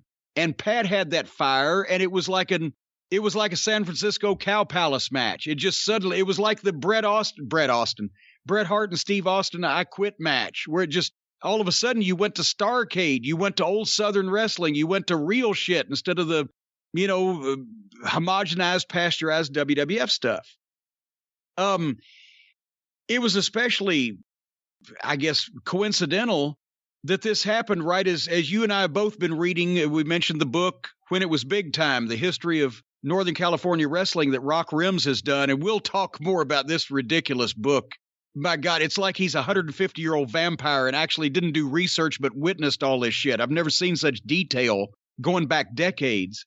But it talks about not only Ray Stevens being Roy Shire's first superstar in San Francisco, and where the Cow Palace was the biggest drawing wrestling building in the country.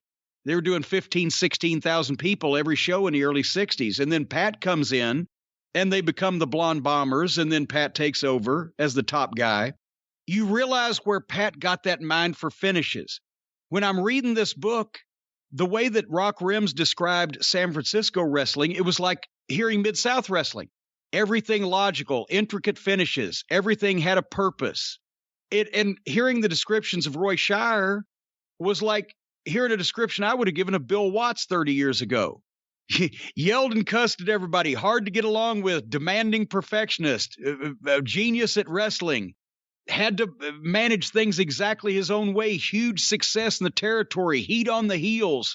The baby faces were beloved. And I had almost always given Watts credit for being from the Eddie Graham camp, because Eddie Graham's another guy that influenced so many people. But I think now, because Watts spent 14 months in San Francisco working for Roy Shire in the mid-'60s, I think that was his year for me in Mid-South Wrestling in 1984. So Pat Patterson was the top guy in a major town for years, learning from a master, a genius at finishes and at psychology of matches. And then he goes on to work all over. He worked in the AWA for Vern Gagne, worked in Florida for Eddie Graham, was a top name almost everywhere across the country, and finally ends up in late 70s, early 80s in the WWF, was the Intercontinental Champion, and made such an impression on Vince that he brought him in as, and Pat was far from, with that accent, far from being a great announcer, but he got him out of the ring, Vince did, and focused him on the office and on his mind for creativity and finishes and the psychology and flow of matches.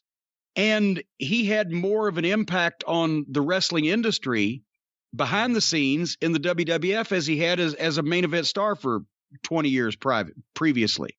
And I remember that we were at the Cow Palace one time, and Pat was there because he was an agent, and we were running a WWF show there. And the back area, this in the 90s, it was somewhat, the Cow Palace is old and disrepair even then, but you know what? I said, tell us some stories, right? And he told me the one, and it's been repeated in other places. He and Stevens, I can't remember who they were working with, but they went out and had a match for the ages in the Cow Palace, and the people were going out of their mind, and they were jumping up and down, and then Stevens and Patterson were bumping and doing all this shit and all that shit, and they come back, and Roy Shire is livid. Don't ever do that again. They said, what? We thought we had yes, you had a great match. You had a better match than anybody else can ever have. And I've got to run this town for years. You'll be gone. How do I follow it? They were that good. You know, the accent thing. Pat had, because everybody wonders about the crowd go banana and whatever. Pat was French Canadian. And he had that accent that they drop random S's. When he would talk about Ray Stevens, he'd say, let me tell you, Ray Steven. And it was a line that always cracked everybody up Pat was always so excited, so up, when there was any reason to be. He knew when things sucked also, and when it was a somber time. But after a good match, he'd have that smile on his face. He'd be joyous. The people were going banana. And that's what, you know, that's the kind of thing, those pronunciations and those words and the things he would say. Pat was friendly. He would talk to anybody. I've seen him sitting in hotel lobbies, reading a newspaper and just talking to strangers that walked by, just have conversations with them. He loved people. He loved getting out. That's why he loved the karaoke. He loved singing My Way all across the world. The last couple times I saw him I saw him in New Orleans. When WrestleMania was there, and I'd gone down for the Mid-South Fan Fest, and we're there the day early, and Stace and I are walking down Bourbon Street. We were going to get some, broiled oysters with the Condries, and Pat walks out of the door of one of the places. Oh, Pat, hey, JC! And we talked 15 minutes down there on the street, and people were recognizing him, and he's like, hey, blah, blah, blah. And then I saw him, I think, a couple of years ago at I believe it was a Legends of the Ring Fan Fest up in New Jersey. He didn't do many of those, but I think he was doing a signing or something. And I ran into him coming out of the elevator. Hey, and he's just like, if you haven't seen him in 20 years, it was still to say, hey, JC. And I got to talk to him a little bit there. And he's like, JC, I always got a kick out of you, because he loved hearing me going back and forth with Bruce. He wasn't there for a lot of the Russo stuff. Thankfully, he wasn't around for Russo most of the time, except, he was agenting at the shows, but he wasn't in the creative meetings. We may have seen one of those fiery comebacks if he was. But he's always get a kick out of you, the way you take the piss out of Bruce, and it's blah, blah, blah. I've told the story before that when I first started in the WWF, Pat was still there on creative and as an agent at the matches, but right before I started on creative and moved up there in 96, it was one of the times where he was going to retire, actually going to retire and travel, him and Louie, see some things, whatever, take it easy, still produce at TV, but he wasn't going to do creative anymore. And he was still living up in Connecticut at the time. I think later on he moved to Florida and he really did get away from creative, but every once in a while at that point, he would come over to Vince's. When we had a big pay-per-view coming up, or just, he wasn't coming with like sheets of notes and ideas and ways to book guys. He was coming, okay, what do you got? What, you need a finish. What can I do? Just ideas, and just to be there and throw things in, because he would bring shit up that, only he could. So he's there one day and we're out at Vince's pool, and Vince has to go in and take a phone call. Well, I tell a lie. Vince goes in and takes a phone call. Pat's not there yet. Me and Bruce are sitting there twiddling our thumbs like we always were while Vince was on the phone inside, and Pat shows up. Where's Vince? Oh, he's on the phone. Okay, well, we sit there and we talk. We sit there, and Pat starts looking at his watch. He's like, well, I came over here to do this. And the landscapers were there at the time at Vince's place. And I can't ever remember somebody tweeted the name of the landscaping company last time we talked about them, and it was right, but I can't remember it again now. But they had an Italian name of the landscaping company, but everybody doing the work was Mexican. I don't know. But Pat's getting pissed because Vince won't come back out.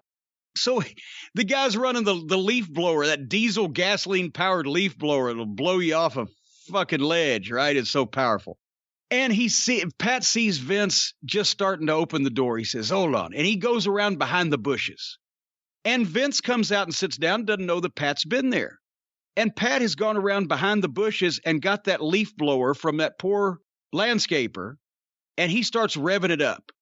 And now Vince starts going, he's looking at his book. All right, let's go back to the pay-per-view. And you smell that diesel and the fumes. And he starts to say something else. And now it's getting louder. And finally he starts to say something else. And now the fucking leaf blower is right on the other side of the hedge by Vince's pool. It's blowing through at him. And it's starting to blow the papers off the table. And Vince is like, hey, amigo. And no answer. And blowing more paper. Hey, amigo. And finally, Vince gets up and goes around. He's going to chew this guy out. And he looks around the hedge. And there's Pat looking up at him, smiling, revving that fucking leaf blower up. And then he wasn't mad anymore because he never got mad at Pat. You couldn't get mad at Pat. Pat produced. He was an agent like Rick Rubin produces music. He doesn't go in there and write a song for you and tell you how to sing it and tell you what key to put it in and everything. Rick Rubin took Johnny Cash, who'd been modernized and Nashvilleized and sequinized, and all of the authenticity had been wrung out of him, and he stripped it down to his voice and his talent. What Pat would do is, instead of going in and telling guys what to do, he would sit down and start the conversation. And because he was always working with the main event guys, the Undertakers, the Foleys, the Austins, Rocks, top guys. And he knew that they knew themselves, but he also knew that he knew how they could do their shit in certain places at a certain speed or at the right spot or the way to take them on a ride. And he would start a conversation where all the guys were throwing in ideas and everything, and he would hear them all and he'd put them together in the right place, in the right order, and he would know where the people would pop and what you should sell longer or whatever. He would know the flow, the timing. He'd done it so long, and he'd seen it so long. And he had everybody's respect. So they would do it when he really said, yeah, this is it. You got it. Then they would do that. So he was he was so non-confrontational, but he got what you needed, because a lot of times the guys would come up with it. They just wouldn't know they had it until he told them.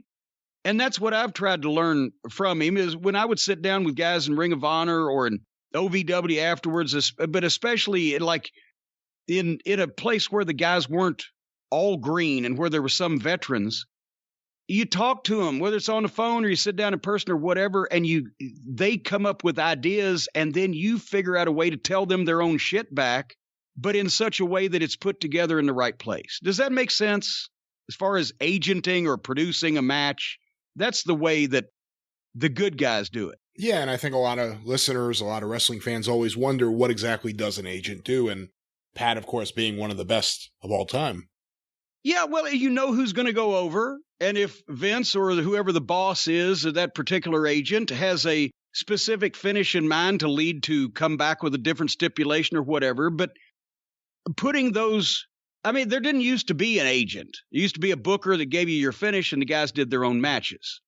Then as the business changed, then they started using retired wrestlers or ex-wrestlers or guys who got out of the ring, and everybody now, Shane Helms is an agent.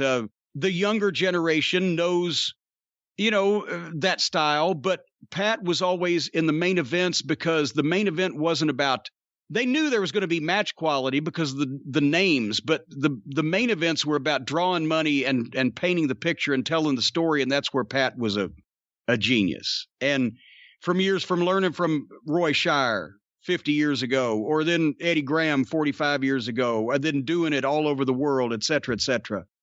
But that, and the one thing I want to mention is, and a couple of people on Twitter, so, well, what about that?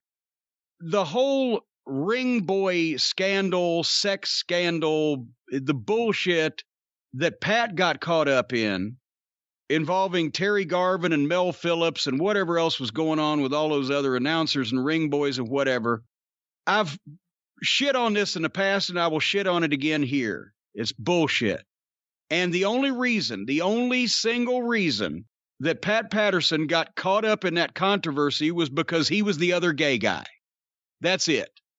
And if talking about the tolerance that we're supposed to have these days and diversity and not being homophobic, everybody that's accused Pat Patterson of doing wrong shit and misusing his position and abusing people or anything else, that's the worst kind of homophobia, because you're just assuming because he was gay, he was involved in it too. And I admit I was not around Pat in his younger days, but he had a committed relationship for, what was he with Louis for, 30 years or whatever? Oh, longer than that. I don't know how long. They got together in decades. Yeah, they got together in 1961 in Boston. Okay, well, goddamn then, all right. And besides that, he wasn't that kind of guy, and he didn't need to do it. Now, Pat also, as I said, loved to joke around, have a sense of humor. Did he ever joke with somebody that maybe they were young or inexperienced or one of these people? My cousin one time came home all fucking bent out of shape and just horrified and just scared and shaken, and told my mom, this was years ago, 40 years ago or more, a gay guy hit on me. I was like, I don't know if even women would find him attractive. But anyway, why did you say that? Well, he was talking to me. He made a weird comment. Maybe somebody didn't know how to take something that Pat said at one point, but that would be as far as it went. And I'm sorry, but I never saw anything, never heard anybody say that he had any issue with anything that Pat had done. Now, there's been guys that have been there in the past that have done shoot interviews that maybe tried to stir things up, and I ascribe that to the same thing I ascribed Tommy Rich didn't blow Jim Barnett to get the NWA title either. It was guys because Pat was the booker and Pat was Vince's right-hand man, and if they weren't maybe as good as they thought they were, didn't go as far as they thought they should, well, it must have been Pat's fault, that type of thing. But no, he was a really good guy and friendly, and he was upbeat. And yes, the worst thing I can say about Pat Patterson is when he and Bruce Pritchard got together, they loved the ha-ha. But at least Pat could do the other shit. Pat could do the serious stuff. Pat could lay out a Royal Rumble with 30 guys in intricate fashion. Pat could come up with serious main event pay-per-view finishes with the top stars in the business that would draw money. But they both knew that Vince loved that silly shit on the underneath, and they would get together and tickle each other and come up with some shit, and unfortunately sometimes Vince would use it. I'm sure the gobbledygooker was a scene of mass chaos there when they thought of that one that day. But that's the worst thing I can say about Pat Patterson. He was a genius. He was a great wrestler. He was a wonderful guy. And as you saw on the tributes, everybody fucking loved him. They got to work with him for the last 40 years. So I don't know what more you can say. You know, he is certainly one of the most influential people of the last 40 years in wrestling. And he excelled at everything he did. Fantastic in-ring worker. I only have seen this stuff primarily from the late 70s, early 80s. I wish I could see that stuff with him and Stevens. Imagine these two guys, both of them were excellent workers. I mean, everyone will focus on Stevens, but Patterson was, by all accounts, a natural from the beginning. I talked to Les Thatcher about it. Les Thatcher was in Boston when Pat Patterson first arrived. He worked for Tony Santos. Even then, everyone wanted to work with Pat. He was really good in the ring. And it was like that everywhere. Excellent worker. Obviously, one of the great creative minds of all time, but beyond just finishes, he came up with a lot of innovations, like the Royal Rumble. I mean, that was an amazing thing, and Vince didn't believe in it. I mean, the famous story is Vince said to Dick Ebersol, "Hey, Pat, tell him your stupid idea."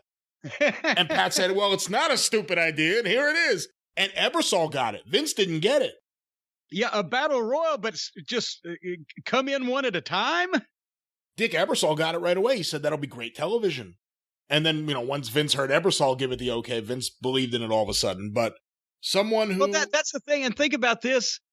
Pat had been obviously in-ring star for the WWF before Vince bought the company from his father. And then Vince Jr.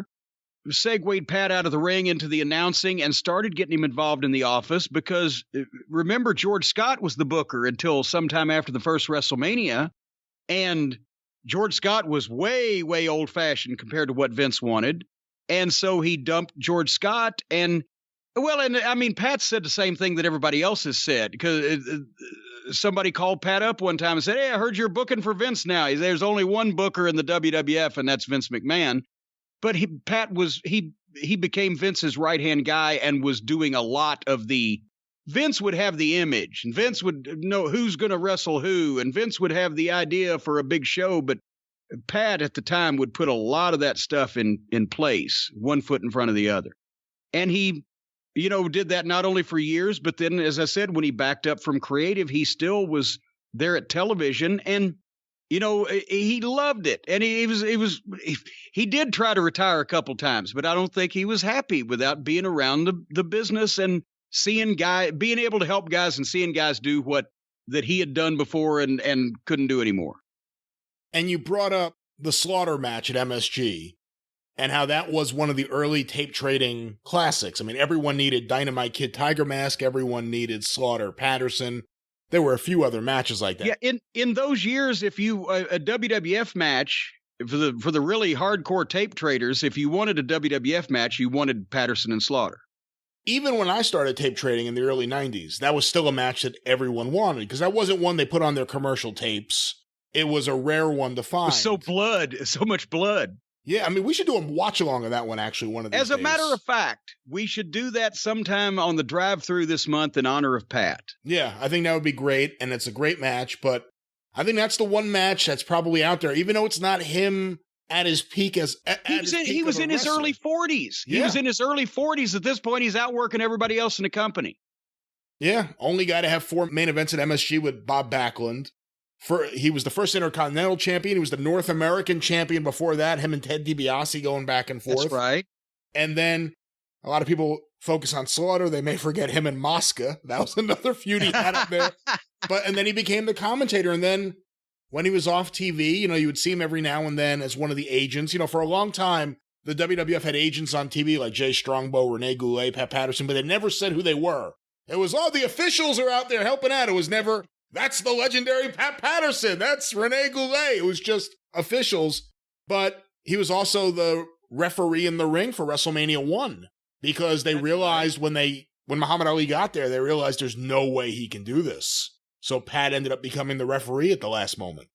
Well, and Ali was outside the ring referee, and Pat Patterson was the inside the ring referee. And that was also because that way Pat could be in the ring for Mr. T in case he got lost.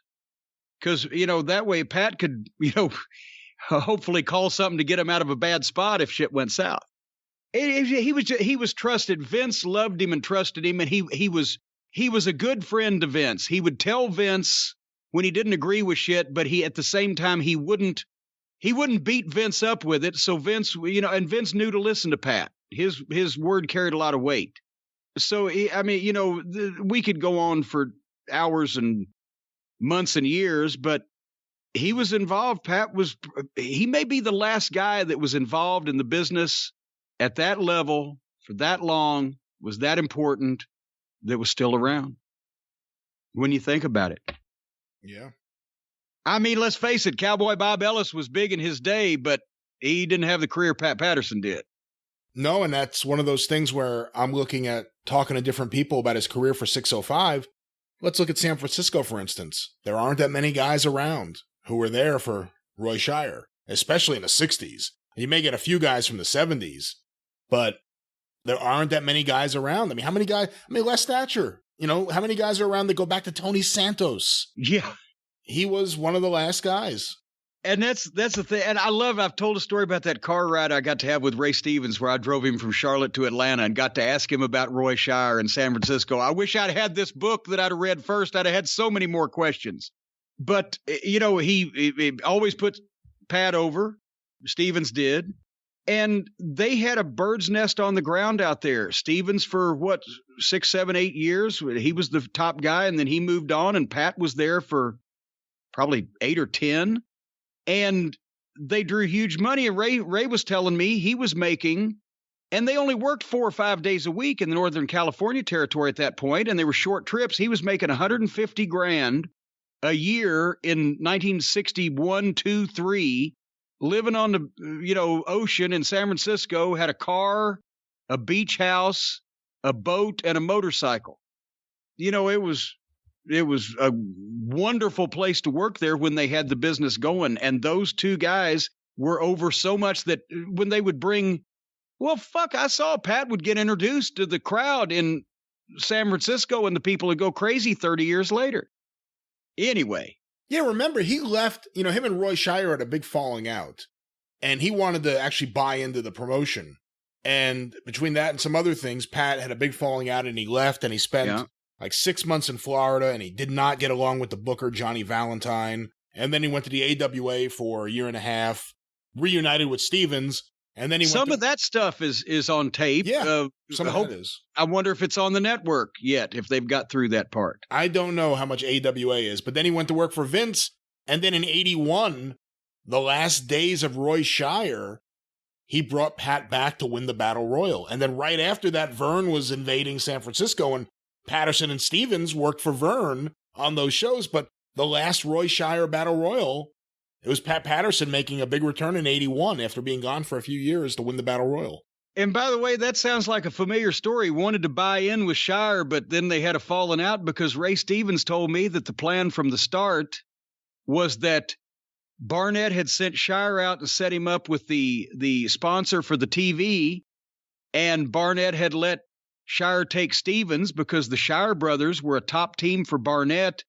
Indianapolis was drawing, I think they did a period where they did 12,000 people, 3 shows in a 5-week period with the Shire brothers on top in 59-60. So Stevens goes out there, and because the California Athletic Commission, you couldn't be a wrestler and a promoter. The deal, according to Ray, was that that Shire was going to set it up and Stevens was going to be the top guy, but that eventually Stevens would get a piece of it. And he says it was 1990, and he said he was still waiting for that piece of San Francisco. So that was a common thing with Roy Shire. Anyway, so we just want to say, so you're going to do a big show on Pat with a bunch of guys that knew him at various periods, and everybody's told stories, and I didn't want to do the same old stuff, but just, some memories. But I enjoyed working with, talking to, bullshitting, being around Pat Patterson during my time up there more than most people elsewise in the company. And I never had a cross word with him. You always deferred to, what he said because he was Pat Patterson, but at the same time, he wasn't bullying you to, agree with him. He threw in things that were valuable and everybody could use and was helpful.